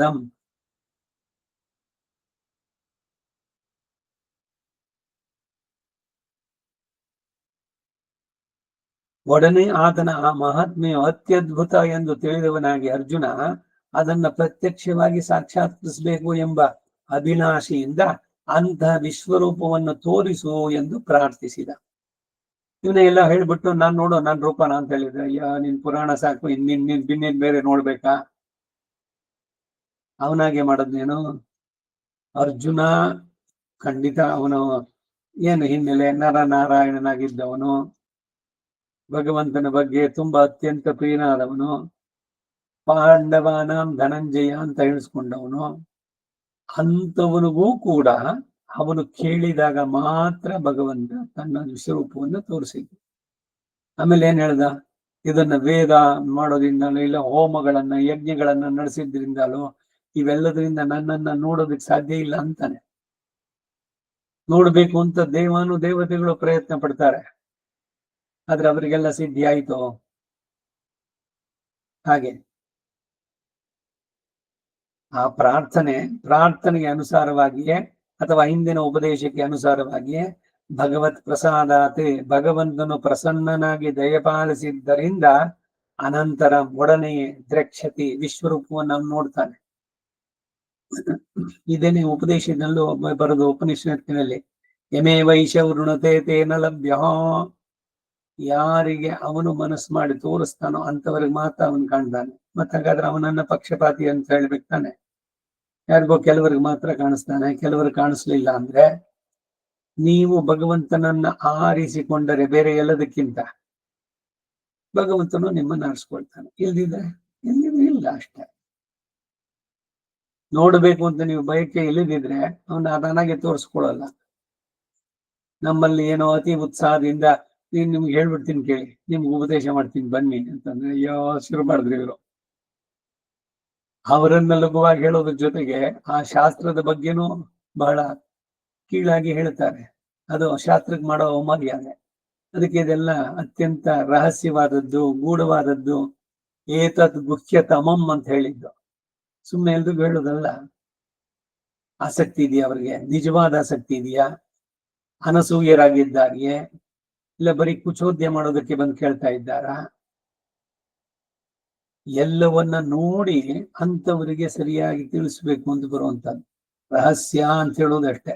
ಈಗ ದೇಶಿಗರ ರಹಸ್ಯಗಳು, ಇದೇನು ಚಿಲ್ಲರೆ ರಹಸ್ಯಗಳು. ಈ ಚಿಲ್ಲರೆ ಅಂತಂದ್ರೆ ಸಾಮಾನ್ಯ ಕಾಯಿನ್ಸ್ ಅಂತ ಆಗುತ್ತೆ ಅರ್ಥ ಅಲ್ಲಿ. ಸಂಗ್ರಹವಾಗಿ ಹೇಳಿದ್ದಾರೆ, ವಿಸ್ತಾರವಾಗಿಯೂ ಹೇಳ್ತಾರೆ. ಇವೆಲ್ಲವೂ ಅತ್ಯಂತ ರಹಸ್ಯವಾದದ್ದು. ಆಸಕ್ತಿ ಇಲ್ಲದವರಿಗೆ ಇದನ್ನು ಹೇಳಕ್ ಹೋಗಬಾರದು ಎಲ್ಲ ಕಾರಣದಿಂದ. ಅನಂತರಂ ಒಡನೆಯೇ ದ್ರಕ್ಷತೆ ವಿಶ್ವರೂಪವನ್ನ ನೋಡ್ತಾನೆ. ಅದು ಕೂಡ ಈ 11ನೇ ಅಧ್ಯಾಯದಲ್ಲಿ ಹೇಳಲ್ಪಡುತ್ತೆ ಎನ್ನುವ ತಾತ್ಪರ್ಯ. ಹಿಂದಿನ ಉಪದೇಶಕ್ಕೆ ಅನುಗುಣವಾಗಿ ವಿಶ್ವರೂಪ ಪ್ರದರ್ಶನ ಎಂಬುದನ್ನು ವ್ಯಕ್ತಪಡಿಸುವುದಕ್ಕಾಗಿ ಈ ಅಧ್ಯಾಯದ 11 ಮತ್ತು 13ನೇ ಶ್ಲೋಕಗಳ ಉತ್ತರಾರ್ಧ ಪೂರ್ವಾರ್ಧಗಳನ್ನ ಉದಾಹರಿಸ್ತಾರೆ. ಸರ್ವಾಶ್ಚರ್ಯಮಯಂ, ಸಮಸ್ತ ಆಶ್ಚರ್ಯದಿಂದ ಕೂಡಿದವನಾಗಿಯೂ, ದೇವಂ, ಕೋಟಿ ಸೂರ್ಯ ಸಮವಾದ ಪ್ರಕಾಶ ಉಳ್ಳವನಾಗಿಯೋ ಅಥವಾ ಲೀಲಾ ವಿಭೂತಿಯಲ್ಲಿ ಆಸಕ್ತಿ ಉಳ್ಳವನಾಗಿಯೋ, ಅನಂತಂ, ದೇಶ ಕಾಲ ವಸ್ತು ಪರಿಚ್ಛಿತ್ತಿ ರಹಿತನಾಗಿ, ಒಂದು ಕಾಲಕ್ಕೆ ಒಂದು ದೇಶಕ್ಕೆ ಒಂದು ಅವಸ್ಥೆಗೆ ಸೀಮಿತವಾದದ್ದಲ್ಲ ಭಗವಂತನದು. ಅವನು ಸರ್ವಾವಸ್ಥೆಯಲ್ಲೂ ಸರ್ವಾಗಾರ, ಸರ್ವ ದೇಶ, ಸರ್ವಕಾಲ, ಸರ್ವ ಅವಸ್ಥೆ ಎಲ್ಲವೂ ಹೇಳುವಂತದ್ದು. ಹಾಗೆ ವಿಶ್ವತೋಮುಖಂ, ವಿಶ್ವದ ದಿಕ್ಕುಗಳವರೆಗೂ ಇರುವ ಮುಖವುಳ್ಳವನಾಗಿ, ಮುಖ ಶಬ್ದ ಸರ್ವ ಶರೀರಕ್ಕೂ ಉಪಲಕ್ಷಣವಾಗಿ ಇಟ್ಕೊಳ್ಬಹುದು. ಆದ್ದರಿಂದ ವಿಶ್ವ ಶರೀರಕನಾಗಿ ಎನ್ನುವ ಅರ್ಥ. ತತ್ರ, ಅಂತಹ ವಿಶ್ವ ಶರೀರದಲ್ಲೇ ಪ್ರವಿಭಕ್ತ ಮನೇಕದ ಬಹುಸ್ಯಾಂ ಪ್ರಜಾಯೇಯ ಅಂತ ಹೇಳಿದಾಗೆ ಅಚಿತ್ತೇನು ಚಿತ್ತೇನು ಇವುಗಳಿಂದ ಸೇರಿ ವಿವಿಧ ವಿಚಿತ್ರ ರೂಪದಿಂದ ನಾನಾ ವಿಧಗಳಾಗಿ ವಿಭಾಗಿಸಲ್ಪಟ್ಟಂತಹ ಕೃತ್ಸ್ನಾಂ ಜಗತ್, ಈ ಸಮಸ್ತ ಜಗತ್ತನ್ನು ಏಕಸ್ತಂ, ಎಲ್ಲೋ ಒಂದು ಏಕದೋಷ ಮೂಲೆಯಲ್ಲಿ ಇರುವ ಹಾಗೆ ಅಪಶ್ಯತ್, ಅರ್ಜುನ ಕಂಡ ಎಂದು ಮುಂದೆ ಇದೆ. ಇತಿ ವಕ್ಷತೆ, ಈಗಲ್ವೇ ಮುಂದೆ ಉಪದೇಶಿಸಲ್ಪಡುವುದು. ಸರ್ವೇಶ್ವರನಾದ ಶ್ರೀಕೃಷ್ಣ ಅಹಂ ಸರ್ವಸ್ಯ ಪ್ರಭವ ಮತ್ತ ಸರ್ವಂ ಪ್ರವರ್ತತೆ, 10ನೇ ಅಧ್ಯಾಯ 8ನೇ ಶ್ಲೋಕ ಆರಂಭಿಸಿ ವಿಷ್ಟಭ್ಯಾಹಮಿದಂ ಕೃತ್ಸ್ನಂ ಏಕಾಂಶೇನ ಸ್ಥಿತೋ ಜಗತ್, 42ನೇ ಶ್ಲೋಕ ಕನ್ಕ್ಲೂಡಿಂಗ್ ಎಂದು ಮುಗಿಸಿದ ಉಪದೇಶಕ್ಕೆ ಅನುಗುಣ ರೂಪವಾಗಿ ಅವನನ್ನ ಕಾಣುವಂತಹದ್ದು, ಆ ರೂಪವನ್ನ ಕಂಡೆ ಎಂದು ತಿಳಿಸೋದಕ್ಕಾಗಿ ಈ ಶ್ಲೋಕಗಳನ್ನು ಉದಾಹರಿಸುತ್ತಾರೆ ಅಂತ ತಿಳಿಯತಕ್ಕದ್ದು. ಆದ್ದರಿಂದ ತಥೈವ ಎಂಬ ಪ್ರಯೋಗ ಅವತಾರಿಕೆಯಲ್ಲಿ ಏವಮೇವೇತಿ ನಿಶ್ಚಿತ್ಯ ಅಂತ ಹೇಳಿರೋದ್ರಿಂದ ಇದಕ್ಕಿಂತಲೂ ಬೇರೆಯಾದ ಪರಮಾರ್ಥ ಜ್ಞಾನ ಒಂದು ಉಂಟು ಎಂಬ ವಾದದ ನಿರಸನಕ್ಕಾಗಿ ಹಾಗೆ ಪ್ರಯೋಗ. ಒಂದೊಂದು ಪದಗಳ ಉಪಯೋಗ ಇದು ಮಾಡ್ಬೇಕಾದ್ರೆ ಇದಕ್ಕಿಂತ ಇನ್ನೇನೋ ಬೇರೆ ಇದೆ ಅಂತಿಲ್ಲ. ಈ ಏವಂ ಏವ ಇತಿ ಏವಮೇವೇತಿ ನಿಶ್ಚಿತ್ಯ ಅಂತ. ಈಗ ನೇರವಾಗಿ ಮೊದಲನೇ ಶ್ಲೋಕಕ್ಕೆ ಬರೋಣ.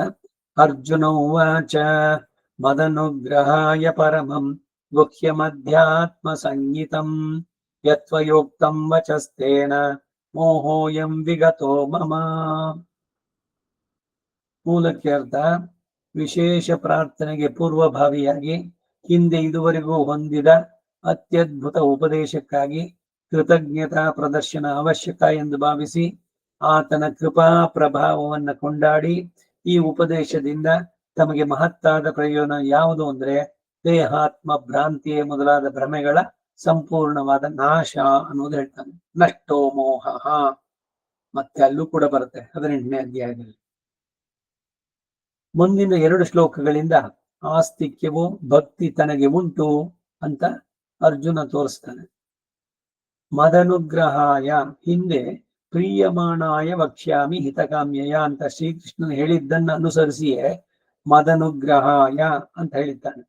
ನನ್ನನ್ನು ಎಂದರೆ ನನ್ನಂತವರನ್ನ ಅನುಗ್ರಹಿಸುವುದಕ್ಕಾಗಿಯೇ ಪರಮಂ ಗುಖ್ಯಂ ರಾಜವಿದ್ಯಾ ರಾಜಗುಖ್ಯಂ ಅಂತ ಆರಂಭಿಸಿ ಬ್ರಹ್ಮ ಪ್ರಾಪ್ತಿಗೆ ಸಾಧನಭೂತವಾದ ನಿರೂಪಮವಾದ ಪರಮ ಗುಖ್ಯವಾಗಿ ಪರಬ್ರಹ್ಮೋಪಾಸನ ರೂಪವಾದಂತಹ ಅಧ್ಯಾತ್ಮ ಸಂಗೀತಂ, ಜೀವಸ್ವರೂಪಾದಿಗಳ ವಿಷಯದಲ್ಲಿ ಚೆನ್ನಾಗಿ ಉಪದೇಶ ಉಂಟಾಗಿ ಬ್ರಹ್ಮ ಪ್ರಾಪ್ತಿಯನ್ನು ಉಂಟು ಮಾಡುವ ಬ್ರಹ್ಮ ವಿದ್ಯೆ ಅಂತ ಹೇಳಿಸ್ಕೊಳ್ಳೋದು. ಯಾವುದು? ಯಾವ ಮಹತ್ತಾದಂತಹ ವಚಃ ಉಪದೇಶವು ತ್ವಯಾ ಮುಕ್ತಂ, ಭಕ್ತ ಅನುಗ್ರಹವೇ ವ್ರತವಾಗಿರುವಂತವನು. ಶರಣಾಗತ ರಕ್ಷೈಕ ವ್ರತಿ ಪತ್ತರಾವಿಯೈ ನಿತ್ತಿಲ ತ್ವತ್ತಿನೈ ಅಂತಂದ್ರು. ಭಕ್ತ ವತ್ಸಲ, ಅವನು ಶರಣವಣ್ಣಂ ಶೈದ ಪೆರುಮಾನ್, ಅವ್ರು ಏನ್ ಹೇಳಿದ್ರು ಅದನ್ನ ಮಾಡೋದಕ್ಕೆ ಸಿದ್ಧನಾಗಿರುವವನು. ಭಕ್ತರಲ್ಲಿ ಅತ್ಯಂತ ವಾತ್ಸಲ್ಯ ಇರುವವನು. ಆಶ್ರಿತ ವಾತ್ಸಲ್ಯ ಈಗ ಜಲಧೆ, ಈ ಎಲ್ಲ ಮಾತುಗಳು, ಈ ಸಂಬೋಧನೆ ಬಂದಾಗ ನಮಗೆ ಭಗವಂತ ಎಷ್ಟು ವಾತ್ಸಲ್ಯಮಯಿಯಾಗಿದ್ದಾನೆ, ನಮ್ಮನ್ನು ರಕ್ಷಿಸುವುದಕ್ಕಾಗಿ ಇದ್ದಾನೆ. ತನಕ್ಕೆ ಕೊಳ್ಳು ಮೀದೆ ಅಂತಂದ್ರು ನಮ್ಮ ಆಳ್ವಾರಲ್ಲಿ. ನಾವು ಮೋಕ್ಷವನ್ನ ಪಡೆದ್ರೆ ನಾವು ಉದ್ಧಾರವಾಗಿದ್ದು ಅಂದ್ರೆ ಭಗವಂತ ಹೇಳ್ತಾನೆ, I am the great beneficiary. ಅಬ್ಬಾ, ಬಂದನಲ್ಲ ನನ್ನಲ್ಲಿಗೆ, ಬಂದು ಸೇರಿದ್ನಲ್ಲ ಅಂತ ಅವನು ನಮ್ಮ ಸಂತೋಷಕ್ಕಿಂತ ಮೀಲಾದ್ದು ಸಹಸ್ರ ಪಟ್ಟು ಆನಂದ ಅವನು ಪಡೀತಾನಂತೆ, ಒಬ್ಬ ಭಕ್ತ ಅವನಲ್ಲಿ ಬಂದು ಸೇರಿದ್ರೆ. ಇಂತಹ ವಾತ್ಸಲ್ಯ ಮೂರ್ತಿ, ಭಕ್ತನ ಅನುಗ್ರಹವೇ ವ್ರತವಾಗಿರುವನು. ತೇನ ಅಂತಹ ಪೂರ್ವ ಷಟ್ಕ ಅಂದ್ರೆ ಮೊದಲಿನ 6 ಅಧ್ಯಾಯಗಳು ಮತ್ತು ತದನಂತರ ಮಾಡಿದಂತಹ ಅಮೋಘ ಉಪದೇಶದಿಂದ ಮಮ ಅಜ್ಞಾನದಲ್ಲಿದ್ದ ನನ್ನ ಅಯಂ ಮೋಹ, ಈ ಭ್ರಮೆ ವಿಗತಃ ದೂರೀಕೃತವಾಯ್ತು. ಶರೀರವೇ ನಾನು ಅನ್ನುವ ಭ್ರಮೆ ನನಗೆ ಪೂರ್ಣವಾಗಿ ಆಯ್ತು, ಹೋಯ್ತದೋ. ಈ ಶರೀರ ನಿಂದು, ಈ ಆತ್ಮ ನಿನಗೆ ಸೇರಿದ್ದು, ನೀನೇ ಇದನ್ನ, ಈ ಆತ್ಮವನ್ನ ಆ ಶರೀರದಲ್ಲಿ ಇಟ್ಟೆ, ಎಲ್ಲವನ್ನು ನೀನೇ ಮಾಡುವಂತಹದ್ದು, ನಿನಗಾಗಿಯೇ ಅನ್ನೋದನ್ನು ಹೇಳ್ತಾರೆ. ಅವಿವೇಕ ಜ್ಞಾನ ತೊಲಗಿತು, ಶಾಸ್ತ್ರಜನ್ಯ ಜ್ಞಾನ, ವಿವೇಕ ಜನ್ಯ ಜ್ಞಾನಗಳು ಈಗ ಉಂಟಾಯಿತು ಅನ್ನುವ ಭಾವ. 2 ಭ್ರಮೆಗಳಿಗೆ ಅರ್ಜುನ ಒಳಗಾಗಿದ್ದ. ಆ 2 ಭ್ರಮೆಗಳು ಯಾವುದು ಅಂದ್ರೆ, ಅನಾತ್ಮನ್ಯಾತ್ಮ ಬುದ್ಧಿಯ ಅಸ್ವೇ ಸ್ವಮಿತಿ ಯಾಮತಿ, ಆತ್ಮ ಅಲ್ಲದರಲ್ಲಿ ಆತ್ಮ ಅನ್ನುವಂತ ಬುದ್ಧಿ, ಅಂದ್ರೆ ಶರೀರವೇ ನಾನು, ಅದೇ ಆತ್ಮ ಅಂತ ಅನ್ಕೊಂಡಿರೋ ಬುದ್ಧಿ. ಇನ್ನೊಂದು ಎರಡನೇದು, ತನ್ನದಲ್ಲದುದರಲ್ಲಿ ತನ್ನದು ಎಂಬ ಬುದ್ಧಿ. ಇದೆಲ್ಲ ನಂದು, ಎಲ್ಲ ನಾನೇ ಮೊದಲು, ಆಮೇಲೆ ಎಲ್ಲ ನಂದೇ. ಈಗೆಲ್ಲ ನೀನೇ, ಎಲ್ಲವೂ ನಿಂದೆ ಅಂತಂದಾದ್ಮೇಲೆ ನಾನು ನನ್ನವನಲ್ಲ, ನಾನೇ ನನ್ನವನಲ್ಲ ಅಂದ್ಮೇಲೆ ನಂದು ಅನ್ನೋದು ಏನಿದೆ ಇಲ್ಲಿ? ಮೊದಲು ಅಹಂಕಾರ ಹೋದ್ರೆ ಮಮಕಾರ ತಾನಾಗಿಯೇ ಬಿಟ್ಟು ಹೋಗುತ್ತೆ, ಅಳಿಸಿ ಹೋಗುವಂತಹದ್ದು. ದೇಹಾತ್ಮ ಭ್ರಾಂತಿ ಮೊದಲನೇದು, ಎರಡನೇದು ಸ್ವತಂತ್ರಾತ್ಮ ಭ್ರಾಂತಿ ಅಂತ ಹೇಳಿದ್ದಾರೆ. ದೇಹಾತ್ಮ ಭ್ರಾಂತಿಯನ್ನ 2ನೇ ಅಧ್ಯಾಯದಲ್ಲಿ ನತ್ವೇವಾಹಂ ಜಾತು ನಾಸಂ ನತ್ವಂ ನೇಮೇ ಧನಾದಿಪಾಲ್ ಬರ್ಬೇಕಾದ್ರೆ ಅದರಲ್ಲಿ ಆರಂಭಿಸಿ ಉಪದೇಶಿಸಿ ಅಗಲ ನೋಗಲಾಡಿಸಿದ್ದಾಯ್ತು. ಯಾಕೆ ಹೇಳ್ತೀಯ? ಶರೀರವೇ ನೀನು ಶರೀರ ಅಲ್ಲ. ಆತ್ಮವನ್ನ ಯಾರು ಕೊಲ್ಲೋದಕ್ಕಾಗಲ್ಲ, ಕತ್ತಿ ಕತ್ತರಿಸೋದಕ್ಕಾಗಲ್ಲ, ಛೇದಿಸೋದಕ್ಕಾಗಲ್ಲ, ಬೆಂಕಿ ಸುಡೋಕ್ಕಾಗಲ್ಲ, ನೀರು ನೆನೆಸೋಕ್ಕಾಗಲ್ಲ, ಗಾಳಿ ಆರಿಸೋಕ್ಕಾಗಲ್ಲ. ನೈನಂ ಚಿನ್ನಂತಿ ಶಸ್ತ್ರಾಣಿ ನೈನಂ ದಹತಿ ಪಾವಕಃ. ಸರಿಯಾಗಿ ತಿಳಿ ನೀನು ಈ ಜ್ಞಾನ. ಈ ಶರೀರವೇ ನೀನು ಅಂತ ಅನ್ಕೊಂಡಿದೆಯಲ್ಲ, ಆ ಭ್ರಮೆ ಹೋಗಲಿ, ದೇಹಾತ್ಮ ಭ್ರಮೆ. ಈಗ ವಿಭೂತಿ ಎಲ್ಲ ತನ್ನ ನಿಯಾಮ್ಯ ವರ್ಗ. ವಿಭೂತಿ ಅಂದ್ರೆ ಚೇತನ ಅಚೇತನಗಳು, ನಮ್ ಕಣ್ಮುಂದೆ ಏನೇನ್ ಕಾಣಿಸುತ್ತೋ ಎಲ್ಲವೂ ಕೂಡ ಅವನಿಂದ ನಿಯಮಿಸಲ್ಪಟ್ಟಿದ್ದು. ಅಂದ್ರೆ ಏನು, ಅವನು ಕಂಟ್ರೋಲ್ ಮಾಡ್ತಾ ಇದ್ದಾನೆ ಅಂತ. ಬರೀ ಕಂಟ್ರೋಲ್ ಅಂದ್ರೆ ಶಿಕ್ಷೆ ಕೊಡೋದು ಇದು ಅಂತಲ್ಲ, ಅದರಲ್ಲೂ ವ್ಯಾಪಿಸಿ ಅದರ ರಕ್ಷಣೆ, ಅದಕ್ಕೆ ಆಧಾರವಾಗಿ ಇರುವಂತದ್ದು ನಿಯಾಮ್ಯ ವರ್ಗ. ಎಲ್ಲರೂ ಸರ್ವೇಶ್ವರನಿಗೆ ಅಧೀನವಾದ ಸತ್ತಾ ಸ್ಥಿತಿ ಪ್ರವೃತ್ತಿ ಉಳ್ಳವರು ಅಂತ ಹೇಳಿದ್ದರಿಂದ ತಾನು ಸ್ವತಂತ್ರನಲ್ಲ. ನನ್ ಮನಸ್ಸಿಗೆ ಬಂದಂಗ ನಾ ಮಾಡ್ತೀನಿ, ಇವೆಲ್ಲ ಉಳಿದಿತ್ತು.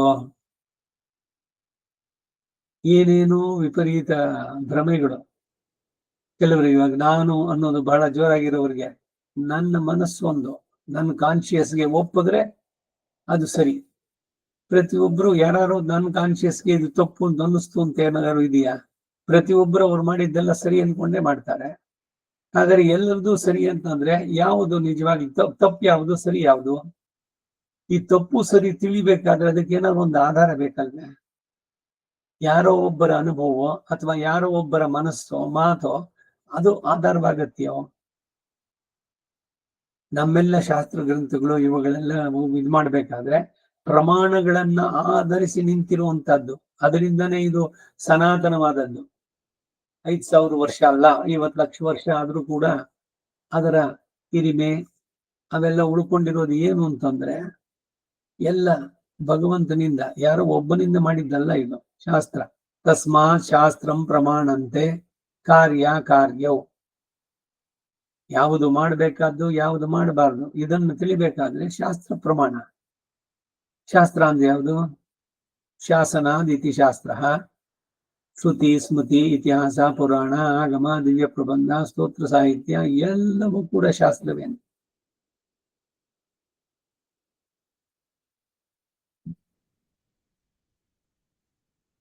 ಮಗ್ನಾನುದ್ಧರತೆ ಕಾರುಣ್ಯಾದ್ ಶಾಸ್ತ್ರ ಪಾಣಿನ. ಇವೆಲ್ಲ ಪುರಾಣದ ಉಲ್ಲೇಖಗಳು.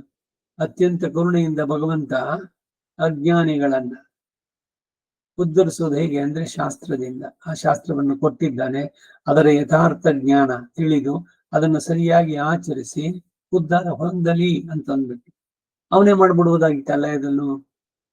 ಹೇಗಿದ್ರು ಅವನೇ ತಾನೆ ಎಲ್ಲ ನೀವು ವರ್ಗದಲ್ಲಿರೋದು. ಹಾಗಾದ್ರೆ ಇವನು ಉದ್ಧಾರ ಆಗ್ಲಿ ಅವನು ಹಾಳಾಗ್ಲಿ ಅಂತ ಅವನು ಸಂಕಲ್ಪ ಮಾಡ್ತಾನೋ. ಮನುಷ್ಯ ಶರೀರ ಕೊಟ್ಟಾಗ ಅವನು ಬಹಳ ಬುದ್ಧಿವಂತ ಭಗವಂತ. ಎಲ್ಲವನ್ನೂ ನಾನೇ ಮಾಡೋದಲ್ಲ, ನಿನಗೆ ವಿವೇಕ ಕೊಟ್ಟಿದ್ದೀನಿ, ಶಾಸ್ತ್ರಜ್ಞಾನ ಕೊಟ್ಟಿದ್ದೀನಿ, ಜೊತೆಗೆ ಒಂದಷ್ಟು ಸ್ವಾತಂತ್ರ್ಯ ಕೊಟ್ಟಿದ್ದೀನಿ ನಿನಗೆ ಆರಿಸ್ಕೊಳ್ಳುವಂತದ್ದು.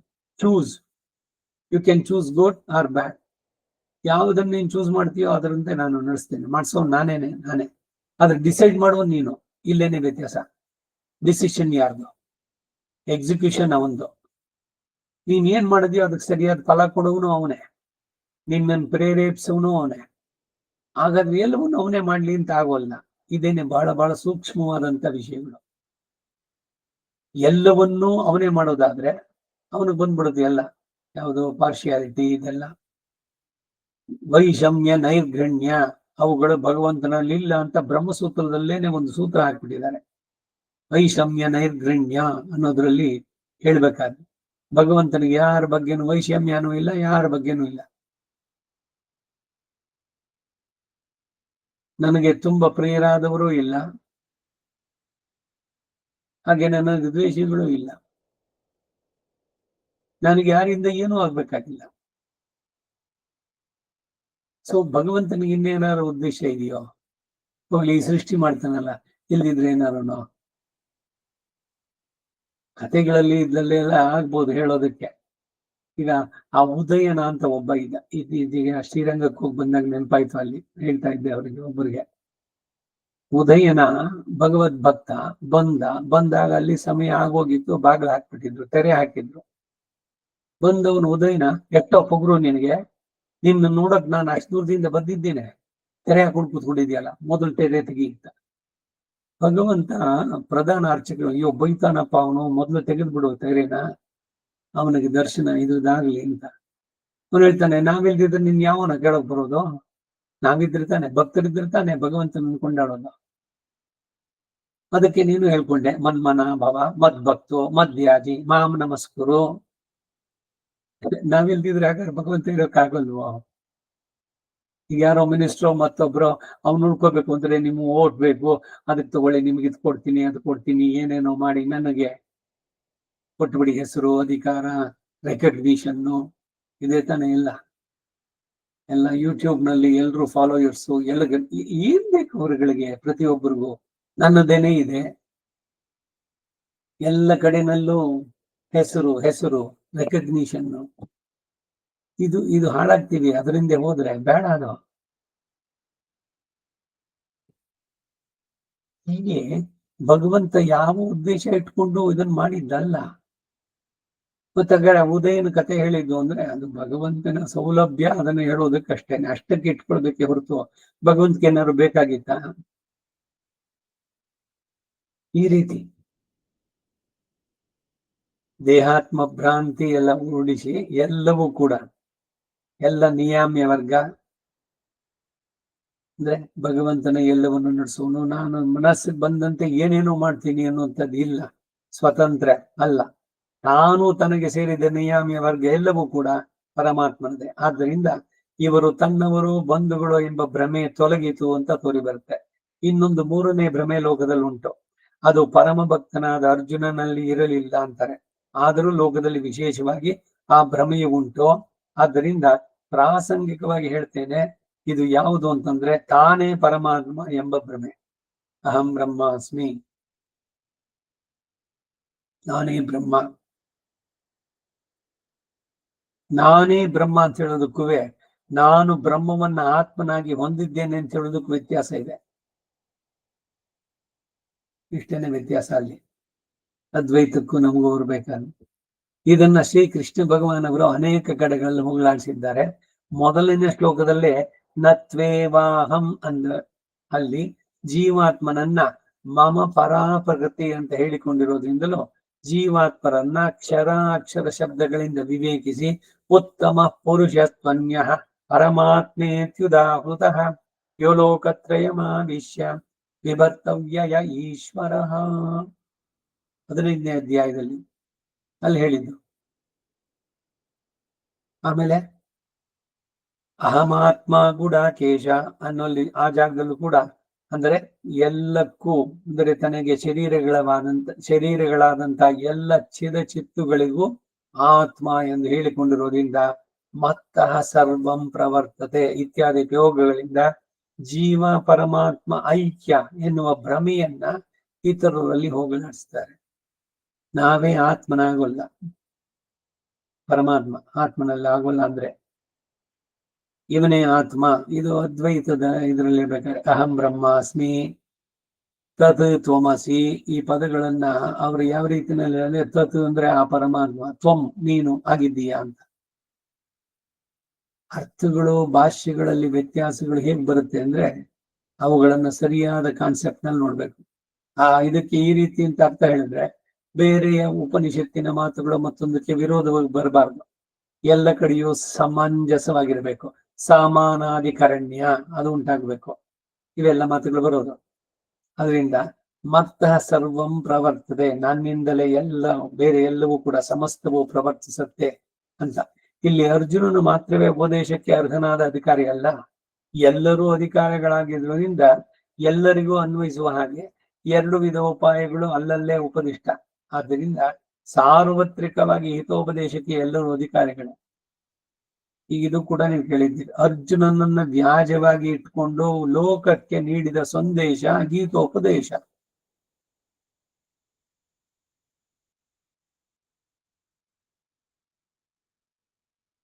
ಗೀತಾಮೃತವನ್ನು ಕೊಡ್ಬೇಕಾರೆ ಗೀತೆ ಇರಬೇಕಾರೆ ಧ್ಯಾನ ಶ್ಲೋಕದಲ್ಲಿ ಬಂತಲ್ಲ, ಪಾರ್ಥೋ ವತ್ಸ ಸುಧೀರ್ ಭೋಕ್ತ ದುಗ್ಧಂ ಗೀತಾಮೃತಂ ಮಹತ್. ಪಾರ್ಥನನ್ನ ಕರುವಾಗಿ ಇಟ್ಟುಕೊಂಡು ಈಗ ಹಸು ಹಾಲು ಕೊಡಬೇಕಾದ್ರೆ ಮೊದಲು ಕರುವನ್ನು ಬಿಡ್ತಾರೆ. ಅದು ಕರು ಬಂದ ಮೇಲೆ ಅದಕ್ಕೆ ಸ್ವರ ಬಿಡ್ತು ಅಂತ ಹೇಳ್ತಾರೆ. ಹಾಲು ಸರಾಗವಾಗಿ ಬರುತ್ತೆ. ತಾಯಿಯ ಮನಸ್ಸಿನಲ್ಲಿ ತನ್ನ ಕರು, ಆದ್ರೆ ನಾವೆಂತ ಕೃತಜ್ಞರು ಎಳೆದು ಬಿಟ್ಟು ಅದನ್ನ ಕಟ್ಟಿಬಿಟ್ಟು ಇವ್ರು ಕಳ್ಕೊಳ್ಳೋದು. ಇನ್ನೂ ಕ್ರೌರ್ಯ ಅಂದ್ರೆ ಕರುನ್ ಕೊಂದು ಬಿಟ್ಟು ಅದ್ರ ಚರ್ಮಕ್ಕೆ ಹುಳು ತುರುಗಿಸ್ಬಿಟ್ಟು ಅದಕ್ಕೆ ಸುಮ್ಮನೆ ತಂದಿಟ್ಬಿಡೋದು.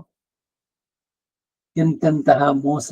ಆ ರೀತಿನಲ್ಲಿ ಕರೆದಂತ ಹಾಲು ಅದನ್ನು ಕುಡಿಯುವಂತ ಮನಸ್ಸಿನ ಸ್ಥಿತಿ ಹೆಂಗಿರುತ್ತೆ? ಪಾರ್ಥೋವತ್ಸಹ ಸುಧೀರ್ ಭೋಕ್ತ ದುಗ್ಧಂ ಗೀತಾಮೃತಂ ಮಹತ್. ಗೀತೆಯನ್ನು ಅಮೃತವನ್ನ ಲೋಕಕ್ಕೆ ನೀಡಿದ್ದು ಹಾಲು ಕರೆಯುವನು ಗೋಪಾಲ ಕೃಷ್ಣ. ಈ ರೀತಿ ಅದರಿಂದ ಗೀತೋಪದೇಶಕ್ಕೆ ಯಾರು ಅರ್ಹರು ಅಂತಂದ್ರೆ ಯಾರಿಗೆ ಭಗವಂತನಲ್ಲಿ ಆಸಕ್ತಿ ಇದೆ ಅವರೆಲ್ಲರಿಗೂ ಕೂಡ. ಅರ್ಜುನ ಒಬ್ಬನೇ ಅಲ್ಲ. ಶಕ್ತಿ ಇರುವ ಬ್ರಾಹ್ಮಣಾದಿ ತ್ರಿವರ್ಣಕ್ಕೆ ಉಪಾಸನೋಪದೇಶ, ಮಿಕ್ಕವರಿಗೆಲ್ಲ ಲಘುಪಾಯವಾದ ಶರಣಾಗತಿ ಉಪದೇಶ. ಹೀಗೆ ಗೀತಾ ಗ್ರಂಥ 2 ಉಪಾಯಗಳನ್ನ ಉಪದೇಶಿಸುವುದರಿಂದ ಎಲ್ಲರಿಗೂ ಉಪಯುಕ್ತವಾದದ್ದೇ ಎಂದು ಭಾವಿಸತಕ್ಕದ್ದು. ಲಘುಪಾಯವಾದ ಭರನ್ಯಾಸ ಎಲ್ಲಿ ಹೇಳಲ್ಪಟ್ಟಿರುತ್ತೆ ಅಂದರೆ ಪ್ರಾಪ್ತ ಸ್ಥಳಗಳಲ್ಲಿ ಹಿಂದೆನೂ ಹೇಳಿದೆ, ಮುಂದೆಯೂ ಅದನ್ನು ತಿಳಿಸ್ತೇವೆ ಅಂದ್ರು. ಅರ್ಜುನನು ವಿಶ್ವರೂಪ ದರ್ಶನವಾದ ನಂತರ ಸನಾತನ ಸ್ವಂ ಪುರುಷೋ ಮತೋಮೆ ಅಂತ ಎಂದು ಆತನು ಪರಮಪುರುಷ ಎಂದು ಆತನ ವಿಭೂತಿಯು ಏಕದೇಶಕ್ಕೆ ತಾನು ಸೇರಿದವನು ಅಂತ ಹೇಳಿಕೊಂಡಿದ್ದಾನೆ. ಮಮೈವಾಂಶೋ ಜೀವಲೋಕೆ ಜೀವಭೂತ ಸನಾತನಃ 15ನೇ ಅಧ್ಯಾಯ. ಮನಶ್ಚಷ್ಟಾನಿಂದ್ರಿಯಾಣಿ ಪ್ರಕೃತಿಸ್ಥಾನಿ ಕಶ್ಯತಿ ಅನ್ನಲ್. ಮತ್ತೆ ಸರ್ವ ಪ್ರವೃತ್ತಿಗೂ ಅಧಿಷ್ಠಾನಂ ತಥಾಕರ್ತ 18ನೇ ಅಧ್ಯಾಯದಲ್ಲಿ ಬರುವಂತ ಶ್ಲೋಕ ಇದು. ದೈವಂ ಚೈವಾತ್ರ ಪಂಚಮಂ ಅಂತ ಮುಗಿಸಿ ಇಬ್ಬರು ಕಾರಣ ಅಂತ ಹೇಳ್ತಾನೆ. ಜೀವ ಪರಮಾತ್ಮ ಭೇದವನ್ನ ಅಲ್ಲಿ ಸ್ಫುಟವಾಗಿ ತಿಳಿಸ್ತಾರೆ. ಚರ್ಮ ಶ್ಲೋಕದಲ್ಲೂ ಕೂಡ ಅಹಂ ತ್ವಾ ಸರ್ವ ಪಾಪೇಭ್ಯೋ ಮೋಕ್ಷಯಿಷ್ಯಾಮಿ ಎಂದು ಭೇದವನ್ನೇ ಹೇಳಿದೆ ಅಲ್ಲಿ. ಅವನೇ ನಾನು ಅಂತ ಹೇಳ್ಬಿಟ್ನೇನು, ಅಹಂ ತ್ವಾಂ ನಿನಗೆ, ಮೋಕ್ಷಯಿಷ್ಯಾಮಿ ಸರ್ವ ಪಾಪೇಭ್ಯೋ ಎಲ್ಲ ಪಾಪಗಳಿಂದ ಬಿಡುಗಡೆ ಮಾಡಿ ಮೋಕ್ಷವನ್ನ ಯಾರು ಕೊಡೋದು, ಅವನು ಕೊಟ್ಕೊಳ್ಳೋದೆ. ನನ್ನೊಂದಿಗೆ ಐಕ್ಯ ಹೊಂದುವೆ ಅಂತ ಎಲ್ಲೂ ಹೇಳಲಿಲ್ಲ. ಮಮ ಸಾಧರ್ಮ್ಯಮಾಗತಃ ಅಂದರೆ ಸಮಾನ ಧರ್ಮವನ್ನು ಮುಕ್ತಿ ದಿಶೆಯಲ್ಲಿ ಹೊಂದುತ್ತಾರೆ ಅಂತ ಹೇಳುವುದರಿಂದ ಐಕ್ಯ ಎಂಬುದು ಪರಮಾರ್ಥವಲ್ಲ ಎಂಬುದು ಗೀತಾಶಾಸ್ತ್ರದಲ್ಲಿ ಸ್ಫುಟ ಅದ್ವೈತದ ಖಂಡನೆ. ಅರ್ಜುನನು ತನಗೆ ಜ್ಞಾತಿಗಳಾದ ಗುರುಗಳಾದ ಮತ್ತು ಇತರ ಬಂಧುಗಳಾದವರ ಶರೀರ ಹನನದಿಂದ ಅವರುಗಳ ಆತ್ಮಗಳೇ ನಷ್ಟ ಹೊಂದುತ್ತವೆ ಅಂತ ಭಾವಿಸಿ ಗಾಂಡೀವನ್ನೇ ಬಿಸಾಡ್ದ. ತ್ಯಕ್ತ್ವ ಗಾಂಡೀವನ್ನ ಗಾಂಡೀವಂ ಸಂಸ್ವತೆ ತ್ಯಕ್ತ್ಯಾತ್. ಮುಖದಲ್ಲೆಲ್ಲ ಪರಿಶಿಷ್ಟತೆ, ಬೆವರು ಸುರಿತಾ ಇದೆ, ಕೈ ನಡುಗ್ತಾ ಇದೆ, ಗಾಂಡೀವ ಇಟ್ಕೊಳಕ್ ಆಗೋಲ್ಲ ಅಂತ ಬಿಟ್ಟವನು. ಈಗ ಜೀವಾತ್ಮಗಳಿಗೆ ಎಂದಿಗೂ ನಾಶವಿಲ್ಲ, ಬೇರೆ ಬೇರೆ ಹೊಸ ಶರೀರಗಳನ್ನು ಹೊಂದಬಹುದು ಎಂಬ ಉಪದೇಶದಿಂದ ಜೀವಾತ್ಮ ಭ್ರಮೆ ಅನ್ನೋದು ತೊಲಗಿತು. ಮತ್ತು ಇವರುಗಳೆಲ್ಲ ತನ್ನ ನೆಂಟರಿಷ್ಟರು ಗುರುಗಳು ಎಂದು ಭಾವಿಸಿದ್ದ ಈಗ ಎಲ್ಲವೂ ಸರ್ವೇಶ್ವರನ ವಿಭೂತಿ ಎಂದು ತದಾಯತ್ತ ಅವನಿಗೆ ಸೇರಿದಂತಹ ಆಯತ್ತ ಸ್ವರೂಪ ಸ್ಥಿತಿ ಪ್ರವೃತ್ತಿ ಉಳ್ಳವರು ಎಂದು ಎಲ್ಲವೂ ಸರ್ವೇಶ್ವರನ ಸಂಕಲ್ಪಕ್ಕೆ ಅನುಗುಣವಾಗಿ ನಡೆಯುತ್ತೆ ಎಂದು ಆಯಿತೋ, ಆಗ ಇವರು ನನ್ನ ಅನುಬಂಧಿಗಳು ಗುರುಗಳು ಇತ್ಯಾದಿ ಭ್ರಮೆಯು ಕೂಡ ತೊಲಗಿತು. ಇದೆಲ್ಲ ಭ್ರಮೆಗಳು. ಅದನ್ನೇ ಕಗ್ಗದಲ್ಲಿ ಬಂಧುಗಳೇ ಭಾಗಿಗಳೇ ಉಲ್ಲಾಸವಿತ್ತವರೇ ಮನವ ತೊಳೆದವರೇ ಕೊಳ್ಳು ಜಗ ಸಾಕು ಬಾಳ್ ಎನಿಸಿ ಗುರುವಾದವರೇ ಕೊಳ್ಳಿರಿ ನಮವೆನನು. ಎಲ್ಲರಿಗೂ ಈಗ ನಮೋ ಬಂಧುಗಳೇ ಭಾಗಿಗಳೇ ಅಂತ ಹೇಳಿದ್ದು. ಆ ರೀತಿನಲ್ಲಿ ಈ ಭ್ರಮೆ ನನಗೆ ಹೋಯ್ತು ಅಂತ ನೀನು.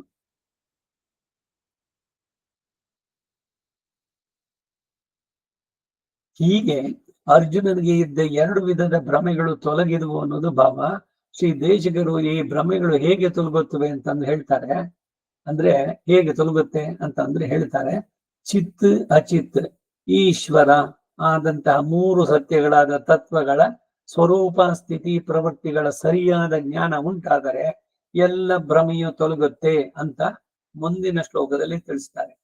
ಪ್ರಕೃತ್ಯಾತ್ಮ ಭ್ರಾಂತಿರ್ಗಳತಿ ಚಿದಚಿಲ್ಲಕ್ಷಣ ಧಿಯಾ ತಥಾ ಜೀವೇಶೈಕ್ಯ ಪ್ರವೃತ್ತಿ ಕಲಹಸ್ತದ್ವಿಭಜನಾತ್ ಅನ್ನೋದು ಶ್ಲೋಕ. ಅದಕ್ಕೆ ಒಂದು ದೇಹವೇ ಆತ್ಮ ಎನ್ನೋ ಭ್ರಾಂತಿ, ಜಡವಾದ ಅಶಾಶ್ವತವಾದ ದೇಹಕ್ಕಿಂತಲೂ ಚಿದ್ರೂಪವಾಗಿರುವ ಜೀವಾತ್ಮನು ಸಂಕಲ್ಪ ಪ್ರಯತನಾದಿಗಳಿಗೆ ಬೇಕಾದ ಜ್ಞಾನ ವಿಶಿಷ್ಟನು ಎಂಬ ಜ್ಞಾನದಿಂದ ಅವನ ದೇಹಾತ್ಮ ಭ್ರಮೆ ನಾಶವಾಗುತ್ತೆ. 2 ಜೀವ ಪರಮಾತ್ಮ ಐಕ್ಯ ಎನ್ನುವ ಭ್ರಾಂತಿ, ದಾಸನಾಗಿ ಅಣುವಾದ ಜೀವನು ವಿಭುವಾಗಿ ಸರ್ವವನ್ನು ವ್ಯಾಪಿಸುವ ಶಕ್ತಿಯುಳ್ಳ ಈಶ್ವರನಾದ ಸರ್ವೇಶ್ವರನು ಬೇರೆ ಎಂದು ಹೇಳುವಂತಹ ಶ್ರುತಿ ಸ್ಮೃತಿ ಪುರಾಣ ಇತಿಹಾಸ ವಾಕ್ಯಗಳ ಜ್ಞಾನದಿಂದ ಅದು ನಾಶವಾಗತ್ತೆ.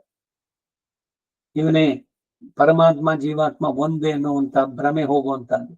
ತನ್ನ ಸತ್ತಾ ಸ್ಥಿತಿ ನಿಯಮನ ಪ್ರವೃತ್ತಿಗಳಿಗೆ ಪರಮಾತ್ಮನ ಅವಶ್ಯಕ ಎಂಬ ಜ್ಞಾನದಿಂದಲೂ ಕೂಡ ಅದು ತೊಲಗುತ್ತೆ. 3ನೇದು ಸ್ವತಂತ್ರಾತ್ಮ ಭ್ರಾಂತಿ. ಯಾವಾಗ ಜೀವಾತ್ಮನಾದ ತಾನು ಪರಮಾತ್ಮನಿಗೆ ಅಧೀನವಾದ ಸ್ವರೂಪ ಸ್ಥಿತಿ ಪ್ರವೃತ್ತಿ ಉಳ್ಳವನು ಎಂಬ ಜ್ಞಾನ ಉಂಟಾಗತ್ತೋ ಆಗ ಇದು ಕೂಡ ನಾಶವಾಗತ್ತೆ. ಅವಾಗೇನು ಅಂದ್ರೆ, ನೋಡಿ ನಾನ್ ಮಾಡ್ಕೊಂಡ್ ಬಂದೆ, ಯಾರು ಮಾಡ್ಲಿಕ್ಕೆ ಸಾಧ್ಯವಾಗುತ್ತೋ? ಏನು ಎಷ್ಟು ಸಿದ್ಧತೆ ಮಾಡಿದ್ದೆ ಗೊತ್ತಾ ಇದಕ್ಕೆ? ನಂಗೆ ಯಾರು ಮಾಡ್ಲಿಕ್ಕೆ ಸಾಧ್ಯನೋ? ಇದಕ್ಕೆಲ್ಲ ಬೇಕು ಕ್ಯಾಲಿಬರ್, ಯೋಗ್ಯತೆಗೆ ಅರ್ಹತೆ. ನನ್ನಂತೆ ಚಿಂತನೆ ಮಾಡೋಕ್ ಸಾಧ್ಯನಾ? ನಾ ಮುಂದಕ್ಕೆ ಏನಾಗುತ್ತೆ ಅನ್ನೋದನ್ನ ಮೊದಲು ಎಕ್ಸ್ಪೆಕ್ಟ್ ಮಾಡಿದ್ದೇನಾ? ನೋಡಿ ನಾನು ಹೇಳ್ದಂಗೆ ಆಯ್ತು. ಇದು ಸ್ವತಂತ್ರಾತ್ಮ ಭ್ರಮೆ ಪೂರ್ತವಾಗಿರುವಂತವ್ರು. ಎಲ್ಲ ಅವರೇ ನಿಯಮಿಸುವವರು, ನಾನೇ ಸರ್ವ ನಾನೇ ಎಲ್ಲ ಅನ್ನುವಂಥದ್ದು. ಈ ಎಲ್ಲ ಭ್ರಮೆ ಕಳ್ಕೊಂಡವ್ರು ಹೇಳ್ತಾರೆ, ಏನೋ ಭಗವಂತನ ಕೃಪೆಯಿಂದ ಎಲ್ಲವನ್ನು ಭಗವಂತ ಸಾಂಗವಾಗಿ ನೆರವೇರಿಸಿಕೊಟ್ಟ, ನಾವೆಲ್ಲ ಅವನ ಕೈಯಲ್ಲಿ ಆಟುವ ಗೊಂಬೆಗಳು ಅಷ್ಟೇ, ಅವನ ಕೃಪೆಯಿಂದ ಎಲ್ಲವೂ ಸಾಂಗವಾಗಿ ನೆರವೇರಿತು. ಇದು ಯಥಾರ್ಥವಾದ ಜ್ಞಾನ. ಹೀಗೆ ಶ್ರೀಕೃಷ್ಣ ಭಗವಾನ್ನವರ ನಿರ್ಹೇತುಕ ಕೃಪಾ ಮೂಲಕವಾಗಿ ಲಭಿಸಿದ ಉಪದೇಶ, ಅದರ ಮೂಲಕ ಅಚಿತ್ತತ್ವ ಚಿತ್ತತ್ವ ಈಶ್ವರ ತತ್ವಗಳ ಯಥಾರ್ಥ ಜ್ಞಾನ ಉಂಟಾದ್ದರಿಂದ ಮೋಹೋಯಂ ವಿಗತೋಮಯ, ಈ ಭ್ರಮೆಗಳಿಂದ ಯುದ್ಧ ಮಾಡುವುದು ಅಧರ್ಮ ಎಂಬ ಅಭಿಪ್ರಾಯ ದೂರೀಕೃತವಾಯಿತು ಅನ್ನೋದು ಭಾವ. ಇದಿಷ್ಟು ಕೂಡ 11ನೇ ಅಧ್ಯಾಯದ 1ನೇ ಶ್ಲೋಕಕ್ಕೆ ಅರ್ಥ, ಬರೀ ಅರ್ಥ. ಇಲ್ಲಿ ಭಾಷ್ಯ ಬೇರೆ ಇದೆ. ಮದನುಗ್ರಹಾಯ ಪರಮಂ ಗುಹ್ಯಂ ಅಧ್ಯಾತ್ಮ ಸಂಗೀತಂ ಯತ್ವಯೋಕ್ತಂ ವಚಸ್ತೇನ ಮೋಹೋಯಂ ವಿಗತೋ ಮಮ ಅಂತ ಅರ್ಜುನ ಹೇಳಿದ್ದಕ್ಕೆ ಭಾಷ್ಯ ಏನು ಅನ್ನೋದನ್ನ ನಾಳೆ ದಿವಸ ನೋಡೋಣ.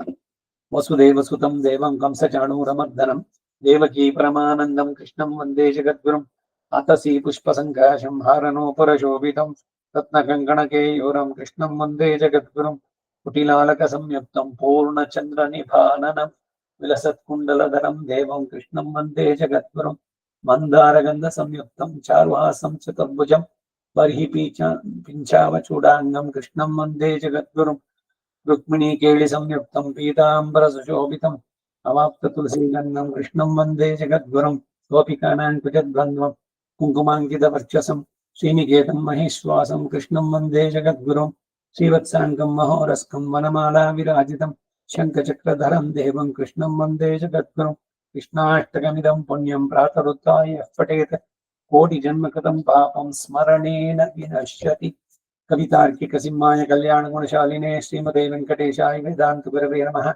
ವಾದಿದ್ವಿಪಶಿರೋ ಭಂಗ ಪಂಚಾನ ಪರಾಕ್ರಮಃ ಶ್ರೀಮಾನ್ ವೆಂಕಟನಾಥಾರ್ಯಶ್ಚಿರಂ ವಿಜಯತಾಂ ಭುವಿ. ಶ್ರೀಮತೆ ನಿಗಮಾಂತ ಮಹಾದೇಶಿಕಾಯ ನಮಃ. ಸರ್ವಂ ಶ್ರೀ ವಾಸುದೇವಾರ್ಪಣಮಸ್ತು.